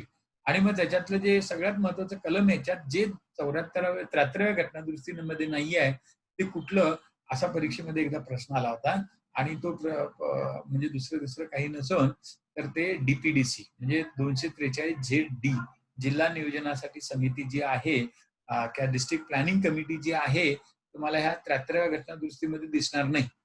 पण 74व्या घटनादुरुस्तीनुसार ही डीपीसी आणलेली आहे आणि मग त्याच्यावरती आधारित सुद्धा म्हणजे वेगवेगळे प्रश्न येतात. मग हे अशी हे झालं आणि 97व्या घटनादुरुस्तीनुसार काय झाले, सहकारी संस्थांना सुरुवातीला दर्जा नव्हता कशाचा, घटनात्मक. तर ते 243 झेड एच पासून झेड टी अशी परत 18 कलम जी आहेत ती सहकारी संस्थांच्या बद्दल आहे. आणि आता अर्थात हे इथं आपल्याकडं परीक्षेच्या मध्ये एवढं डिटेलमध्ये सहकारी संस्थांच्या बद्दल येत नाही म्हणजे घटनात्मक याच्या बाबतीत, म्हणून ती कलम दिली नाही. म्हणजे 9व्या भागामध्ये सध्या 54 कलम आहेत आणि नंतर 6वा भाग, 5वा भाग, नंतर सगळ्यात जास्त कलम असलेला हा नव्यानं निर्माण झालेला मूळ नसलेला 9, 9A, 9B म्हणजेच थोडक्यात 9वा भाग जर धरला तर त्याच्यात 54 कलम तुमच्या लक्षात येते. आणि ते 54 कलमाचं एकच मूळ कलम आहे 243 पासून A B C D Z पर्यंत गेले, झेड पासून सुरू केलं आणि परत टी पर्यंत गेले, झेड टी. तर अशा पद्धतीनं त्या प्रत्येकातल्या तरतुदी काय आहेत असलं सुद्धा विचारलं जातं आणि थोडक्यात तुम्हाला त्याचा अभ्यास केला पाहिजे. मग आता 10वा भाग, तर भाग 10वा कशाबद्दल आहे, इथे जर करायला गेला इथे दाखवलं 9B झाला आणि त्याच्यानंतर एक मिनिट इथे कुठे दिला, भाग 9वा झाला, भाग 10वा इथे दिला नाही. तर 11वा हा म्हणजे भाग 10वा इथं आहे. म्हणजे हा अनुसूचित क्षेत्र आणि जनजातीचं क्षेत्र म्हणजे ज्याला आपण काय म्हणतो शेड्युल्ड एरिया आणि भारतीय राज्यघटनेतल्या 5व्या आणि 6व्या परिशिष्टामध्ये सुद्धा याच्याबद्दलची माहिती दिलेली आहे. तर त्यामुळे भाग 10वा हा शेड्युल्ड एरियामध्ये म्हणजे जे अतिशय मागास आणि ज्यांच्याकडे खास लक्ष देण्याची गरज आहे त्याच्याबद्दलची. आणि याच्यात माहिती अशी की हा भाग भारतीय राज्यघटनेमध्ये असायलाच पाहिजे वेगळा ह्या आदिवासींच्यासाठी. त्याच्याबद्दल तत्कालीन पंतप्रधान पंडित नेहरूंना व्हेरिन एल्विन या अँथ्रोपॉलॉजिस्टनी सल्ला दिला होता आणि मग त्याच्यावरती आधारित काही माहिती आपण घेतली पाहिजे. 11वा भाग जो आहे त्याच्यात ते संघराज, घटकराज, त्यातले वैधानिक संबंध, प्रशासकीय संबंध याच्यावरती वगैरे प्रश्न येणार. आणि जर तुम्ही बघायला गेला तर याच्यावरती आलेले प्रश्न जर बघितले तर इथं विभागीय परिषदा संदर्भात एक प्रश्न होता आणि नंतर 262 नुसार जे काही नद्यांच्या पाणी वाटपाबद्दलचं जे आहे तर ते विचारलं होतं. भाग 12वा जो आहे त्याच्यावरती काही इतके प्रश्न जास्त नाही आहेत, पण जर बघितलं तुम्ही ते वित्त आयोगाचे अध्यक्ष कोण, कर कसले कोण लावू शकतात, त्यानंतर वित्तीय सहायता कोणाला किती द्यायची याच्याबद्दलचं. त्याच्यातले परत पुढचे जे भाग आहेत सगळे आर्थिक संबंधाबद्दलचं. मग आता जीएसटी साठीचं कलम कुठलं असं वगैरे प्रश्न येऊ शकतो. नंतर 14वा भाग जो आहे आपल्यासाठी फार महत्वाचा आणि तो म्हणजे युपीएससी आणि एमपीएससी बद्दलचा आहे. आणि मग ती कलम 308 ते 323 आणि त्याच्यावरती आधारित सुद्धा आपल्या परीक्षेत प्रश्न आलेले आहेत. आणि हे प्रश्न बऱ्याच वेळेला तुम्ही लक्षात ठेवायचं की निम्मे प्रश्न स्टॅटिक, उर्वरित प्रश्न डायनॅमिक आणि दोन्हींच्या आपल्याला सांगड घालता येते. 15 म्हणजे निवडणुका. मग निवडणुकीबद्दलचे आपल्या भारतीय राज्यघटनेमध्ये 6 कलम आहेत. मग त्यात 324वे 1, 25, 2, 26, 3, 27, 4, 28, 5 आणि 29 6. आणि मग ह्या 6 कलमांच्या मध्ये कुठेही पक्ष किंवा याच्याबद्दलची माहिती नाही आहे किंवा व्हीप बद्दल सुद्धा नाही. कारण याच्यावरती प्रश्न आलाय की व्हीप कमिटी बद्दल आपल्या भारतीय राज्यघटनेत कुठे तरतूद आहे का? तर ती नाही आहे. किंवा पक्षांच्या बद्दल राष्ट्रीय पक्ष, राजकीय पक्ष, म्हणजे प्रादेशिक पक्ष असलं सुद्धा काय नाहीये. पण लोकप्रतिनिधी कायदा आणि निवडणूक आयोगाने काही जाहीर केलेली मार्गदर्शक तत्व त्याच्यात ते आलेलं आहे. मग निवडणुकीच्या काळात काय कुठं हे सगळं जे विचारलं गेलेलं आहे. त्याच्यानंतर भाग 16वा जो आहे तो आरक्षणाबद्दलचा आहे. मग आता 330 पासून 342 ही 12 कलम आरक्षणाबद्दलची आहेत. आणि मगाशी आपण बघितले की मूलभूत हक्क आणि मार्गदर्शक तत्व याच्यात सुद्धा आरक्षणाबद्दलचं आहे. आणि प्रिएम्बल मध्ये जे काही दिलेले आहेत ती 20 बाबी त्यांची सांगड आरक्षणासाठी घातली जाते. त्यामुळं भारतीय राज्यघटनेचं कसं आहे की सुरुवातीला आपलं उद्दिष्ट 26 नोव्हेंबरला जे काही 1949 राज्यघटना अस्तित्वात आली त्यावेळेचं उद्दिष्ट होतं कल्याणकारी राज्याचं. नंतर गेल्या 70 वर्षात ते उद्दिष्ट आपलं कल्याणकारी राज्यापासून सामाजिक न्यायापर्यंत गेलेलं आहे, सोशल जस्टिस पर्यंत. मग आता ही वाटचाल जी आहे की welfare state to social justice state. मग ही वाटचाल होत असताना हा 19 किंवा मगाशी सांगितलेला भाग 3, भाग 4 महत्वाचे आहेत. कारण त्यांचं योगदान त्याच्यात जास्त आहे. आणि याच्यामुळे काय झालं की ह्या भाग 16 किंवा भाग 3 आणि भाग 4 नुसार आपल्या पब्लिक पॉलिसी ठरल्या. आणि पब्लिक पॉलिसी ठरल्यानंतर विकासाचे कार्यक्रम आले आणि मग त्याच्यातनं पहिल्यांदा कल्याणकारी पंडित नेहरूंच्या काळामध्ये, नंतर आपल्या सरकारचं धोरण जे होतं सार्वजनिक धोरणाच्या संदर्भात ते बघायला गेलं तर विकासाकडे गेला. सो म्हणजे विकासापेक्षा तर प्रगती म्हटलं गेलं, सोशल प्रोग्रेस. तर इंदिरा गांधीच्या काळामध्ये सगळ्यात जास्त भर हा सोशल प्रोग्रेस आणि मग त्याच्यात काही अशी संख्यात्मक उद्दिष्ट ठरवली म्हणजे गरिबी हटाव, 20 कलमी कार्यक्रम किंवा प्रत्येक समाजातलं प्रत्येक क्षेत्र घ्यायचं त्यासाठी कार्यक्रम आणायचे. मग आर्थिक विकास असतील, कृषी उद्योग आहे, कृषी आहे, तर ह्या सगळ्यांच्या बद्दल. नंतर जर पुढे तुम्ही बघायला गेला राजीव गांधींच्या काळामध्ये ते development. So social welfare, social progress, social development. नरसिंहरावांचा काळ सुरू झाला आणि एम्पॉवरमेंट. मग त्या एम्पॉवरमेंट म्हणजे सक्षमीकरण आणि सक्षमीकरणालाच पुढे मग अटल बिहारी वाजपेयींच्या सरकारने एनडीए 1 मोठ्या प्रमाणावरती चालना दिली. नंतर मनमोहन सिंगचं जे युपीए 1 आणि युपीए 2 आलं. सुरुवातीच्या युपीए 1 मध्ये कम्युनिस्ट पक्षाचा पाठिंबा असल्यामुळे त्या कम्युनिस्ट पक्षाने जो सीएमपी आणला त्याच्यामुळे तर प्रचंड प्रमाणामध्ये आपल्या देशामध्ये सामाजिक सबलीकरण किंवा सक्षमीकरण आणि मग इन्क्लुजन आणि मग त्याच्यात सस्टेनेबिलिटी आणि मग त्याच्यामध्ये जर तुम्ही बघायला गेला सोशल जस्टिस. दरम्यानच्या काळात आंतरराष्ट्रीय पातळीवरती एमडीजी आलं होतं, मिलेनियम डेव्हलपमेंट गोल्स. त्या सगळ्यांची सांगड घातली गेली आणि सामाजिक न्यायाकडे आपली वाटचाल चालू झाली. आणि आता सुद्धा 2015 पासून 2030 पर्यंत आपल्या देशाला 17 उद्दिष्ट जी एसडीजी खाली सस्टेनेबल डेव्हलपमेंट गोल्स खाली ठरलेली आहेत तर त्याला घटनात्मक आधार देऊन अंमलात आणायचे. आणि so this is the dynamism of Indian constitution of the Indian democracy. So our progress from social welfare state to the social justice. मग आता वेलफेअर आणि जस्टिस, न्याय आणि कल्याण मधला फरक काय?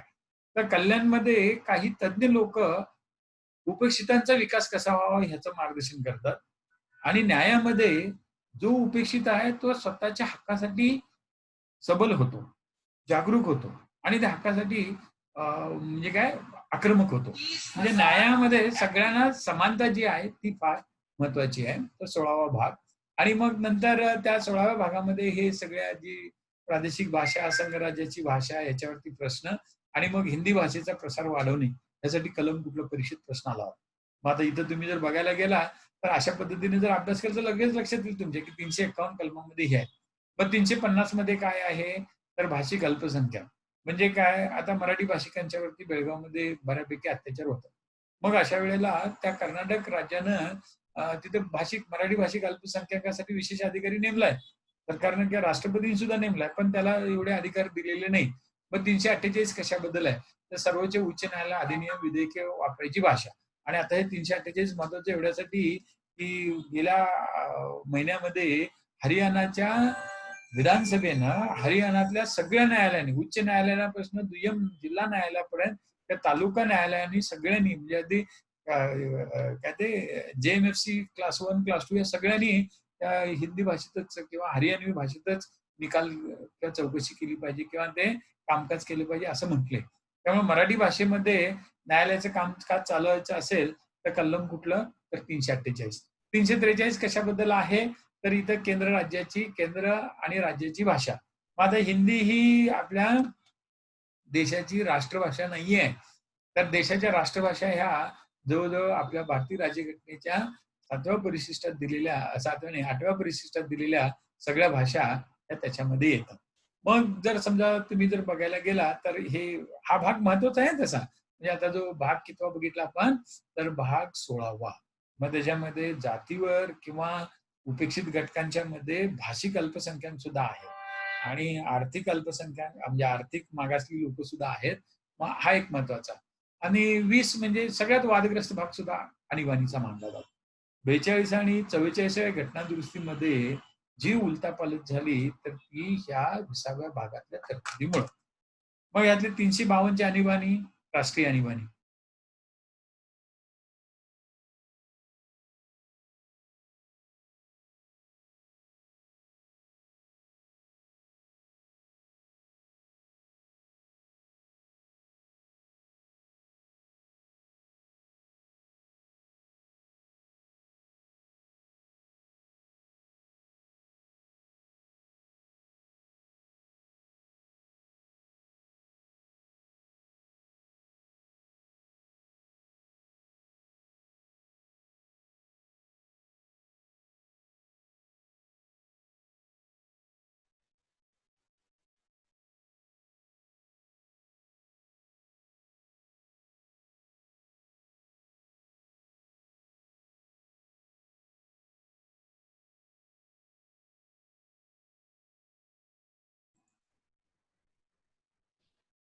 हा आता येतोय आवाज? आनंद आवाज येतोय का?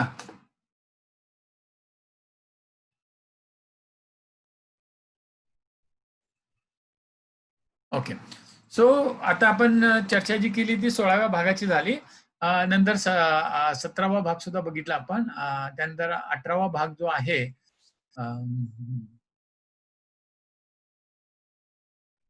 18वा भाग जो आहे तो आणीबाणीच्या बद्दलचा आहे आणि मग त्याच्यावरती आधारित काही प्रश्न जर बघितले तुम्ही 352, 53 त्यानंतर 54, 352 म्हणजे राष्ट्रीय आणीबाणी आणि मग सांगितलं तुम्हाला नॅशनल इमर्जन्सी अशी काही तरतूदच नाही किंवा 356 कलमाचा दुरुपयोग बराच झाला होता आणि त्याच्यातनं मग ते राष्ट्रपती राजवट प्रत्येक राज्यातली जी असेल मग त्याच्यावरती आलेले प्रश्न. तर हे तरतुदी जे आहेत तर साधारण 2 प्रश्न त्याच्यावरती येऊन गेलेत. भाग 19 जो आहे तर ते संकीर्ण म्हणजे तरतुदी ज्या आहेत त्याच्याबद्दलची माहिती आणि 22वा भाग जो काही घटना दुरुस्त्या कशा करायच्या आणि मगाशी आपण बघितलं की ते गोलकनाथ खटला किंवा केशवनंद भारती खटला ह्याच्यामध्ये इवन शंकरी प्रसाद खटला असेल किंवा तो सज्जन सिंग खटला तर 368 कलमाचा अर्थ त्याच्यामध्ये लावला गेला आणि मग इथं परत तो प्रश्न तसा आलेला आहे. तर घटना दुरुस्ती कशी केली जाते आणि त्याच्याबद्दलची माहिती. त्यानंतर 21वा जो भाग आहे तर त्याच्यामध्ये आता हे 370 कलम तर घालवलंच. तर 369 ते 392 मधली जी कलमं आहेत तर त्याच्यातलं हे 371 कलम आणि मग त्या 371 मध्ये बघा ही अशी वेगवेगळी कलमं आहेत. A, B, C, D, E, F, G, H, I आणि आता जे सुद्धा आहे ते कर्नाटक राज्याबद्दलचं आहे. आणि मग असे हे विशेष अधिकार दिलेले आहेत आणि सगळ्यात जास्त कलम या भागातनं रद्द झाले. 379 ते 391 म्हणजे जवळ-जवळ जर तुम्ही विचार केला, तर ते एक 13 भर कलमं इथं रद्द केलेले आहेत आणि मग त्याच्यावरती आलेले स्पेशल कॅटेगरी स्टेटवरती प्रश्न. त्यानंतर शेवटचा जो काही भाग आहे त्याच्यामध्ये हिंदी भाषेतलं भाषांतर भारतीय राज्यघटनेचं. परिशिष्ट बघितली तर सगळी अशी जी काय आहे सुरुवातीची 8 नंतर 9वं परिशिष्ट पहिल्यांदाच त्या पी-डी-नुसार आलं. नंतर मग 10वं परिशिष्ट आलं. नंतर 11वं, 12वं 73-74 नुसार आणि मग त्यातल्याशी संबंधित कलमं, त्यातल्या तरतुदी अ, यावरती आधारित सुद्धा प्रश्न तसे जर गेल्या 7 वर्षामध्ये प्रश्न जे विचारले गेले त्याच्यामध्ये ते फक्त 2च प्रश्न विचारले गेले होते. 10व्या परिशिष्टाबद्दल आणि 9व्या परिशिष्टाबद्दल. आता त्याच्यानंतर मानवी हक्काबद्दलचे जे मुद्दे आहेत, तर त्याच्यावरचे जे प्रश्न आलेले आहेत, आता तसा संदर्भ मानवी हक्काचा मगाशी सांगितल्याप्रमाणे भारतीय सरनामा, भाग 3, भाग 4 आणि 16वा भाग जो आहे ज्याच्यात आरक्षण जे आहे त्याच्याशी येतोच आणि त्याच्याशिवाय मग आपल्याकडं काही घटनेत नाहीयेत, पण घटनाबाह्य आयोग जसा राष्ट्रीय मानवी हक्क आयोग जो आहे, त्या राज्य मानवी हक्क आयोग आहे, हे सगळे घटनेत नसलेले आहेत आणि त्यांच्या तरतुदीबद्दल. सध्या भारतीय मानवाधिकार आयोगाचे अध्यक्ष एच. एल. दत्तू म्हणून आपले माजी सरन्यायाधीश आहेत आणि त्याच्यात 3 सदस्य जे आहेत त्याच्यामध्ये एक सदस्य मराठी माणूस आहे. आपले महाराष्ट्राचे सनदी अधिकारी, ज्येष्ठ सनदी अधिकारी ज्ञानेश्वर मुळे साहेब सध्या आपल्याकडं केंद्रीय मानवी हक्क आयोगाचे सदस्य म्हणून काम करतात आणि इतर 2 सदस्य त्याच्यामध्ये आहेत. असे 4 जण मिळून मानवी हक्काचं काम बघतात. दुर्दैवानं महाराष्ट्रातला राज्य मानवी हक्क आयोग जो आहे, तर त्याचं कामकाज इतकं समाधानकारक नाही. सातत्याने त्याच्यामध्ये बाबत वर्तमानपत्रात आणि ह्याच्यात टीका केली जाते. मग त्या मानवी हक्क आयोगाच्या बद्दलचे रचना, त्यांची कामं मग तसंच जिल्हा मानवी हक्क आयोग आहे, एम्नेस्टी इंटरनॅशनल आहे, इंटरनॅशनल कोर्ट आहे. तर ह्या सगळ्यावरती प्रश्न आलेत. त्यानंतर भारताच्या आता मानवी हक्काशी संबंधित सुरक्षा येते आणि त्याच्यामुळे मिलिटरी असेल, त्यानंतर काही कायदे असतील, त्याच्यावरती आधारित किंवा अतिरेक्यांच्यावरती कारवाई असेल, भारतीय सेनेने इतरांच्यासाठी केलेले काही लष्करी कवायती असतील. त्यानंतर राजकीय चालू घडामोडी ज्या आहेत देशपातळीवरच्या त्याच्यावरती एक 4-5 प्रश्न होते. जागतिक राजकीय घटनांवरती सुद्धा प्रश्न विचारले गेलेले आहेत. एक 7-8 भर प्रश्न विचारलेले आहेत आणि अशा पद्धतीने जर तुम्ही बघायला गेला तर तुमच्या लक्षात येईल की आपल्या परीक्षेमध्ये हे जे प्रश्न विचारले जातात तर त्यांची संख्या नाही म्हणायला गेला तर तुम्ही 100 म्हणजे गेल्या 7 परीक्षामध्ये ही जवळ-जवळ 130 पर्यंतची संख्या होती. आता मग इथे काय केलंय, परत नेहमीप्रमाणे मी एखादा विषय घेतोय आणि त्याच्यानुसारच्या पी-पी-टी तुम्हाला पाठवतोय. मग आता इथे आजच्या या चर्चेमध्ये आपण जी काही पी-पी-टी घेतलेली आहे, ती पंचायत राज्याबद्दलची आहे. आता तुम्ही जर बघायला गेला तर पंचायत राज्याबद्दल 5 जे घटक म्हणजे आपले राज्यसेवेचा जो अभ्यासक्रम दिलाय पूर्व परीक्षेचा त्याच्यातले जे 5 घटक आहेत, त्याच्यात पंचायत राज्यावरती 2 ते 3च प्रश्न आलेत. पण कदाचित जादा सुद्धा येऊ शकतात. मुख्य परीक्षेला त्याच्यावरती भर आहे आणि मग अशा रीतीने जर तुम्ही पंचायत राज्याबद्दलची थोडी माहिती स्थानिक स्वराज्य संस्थांच्या बद्दलची घ्यायची झाली, एक इथे 50-60 भर पी-पी-टी आहेत आणि त्याच्या सहाय्याने तुम्हाला फायदा होऊ शकेल. त्या जर व्यवस्थित वाचल्या तर 2-3 प्रश्नासाठी. मग भारतात पहिलं स्थानिक स्वराज्य संस्था अंतर्गत जी नगर परिषद किंवा महानगरपालिका स्थापन झाली ती मद्रासची 1687 ला.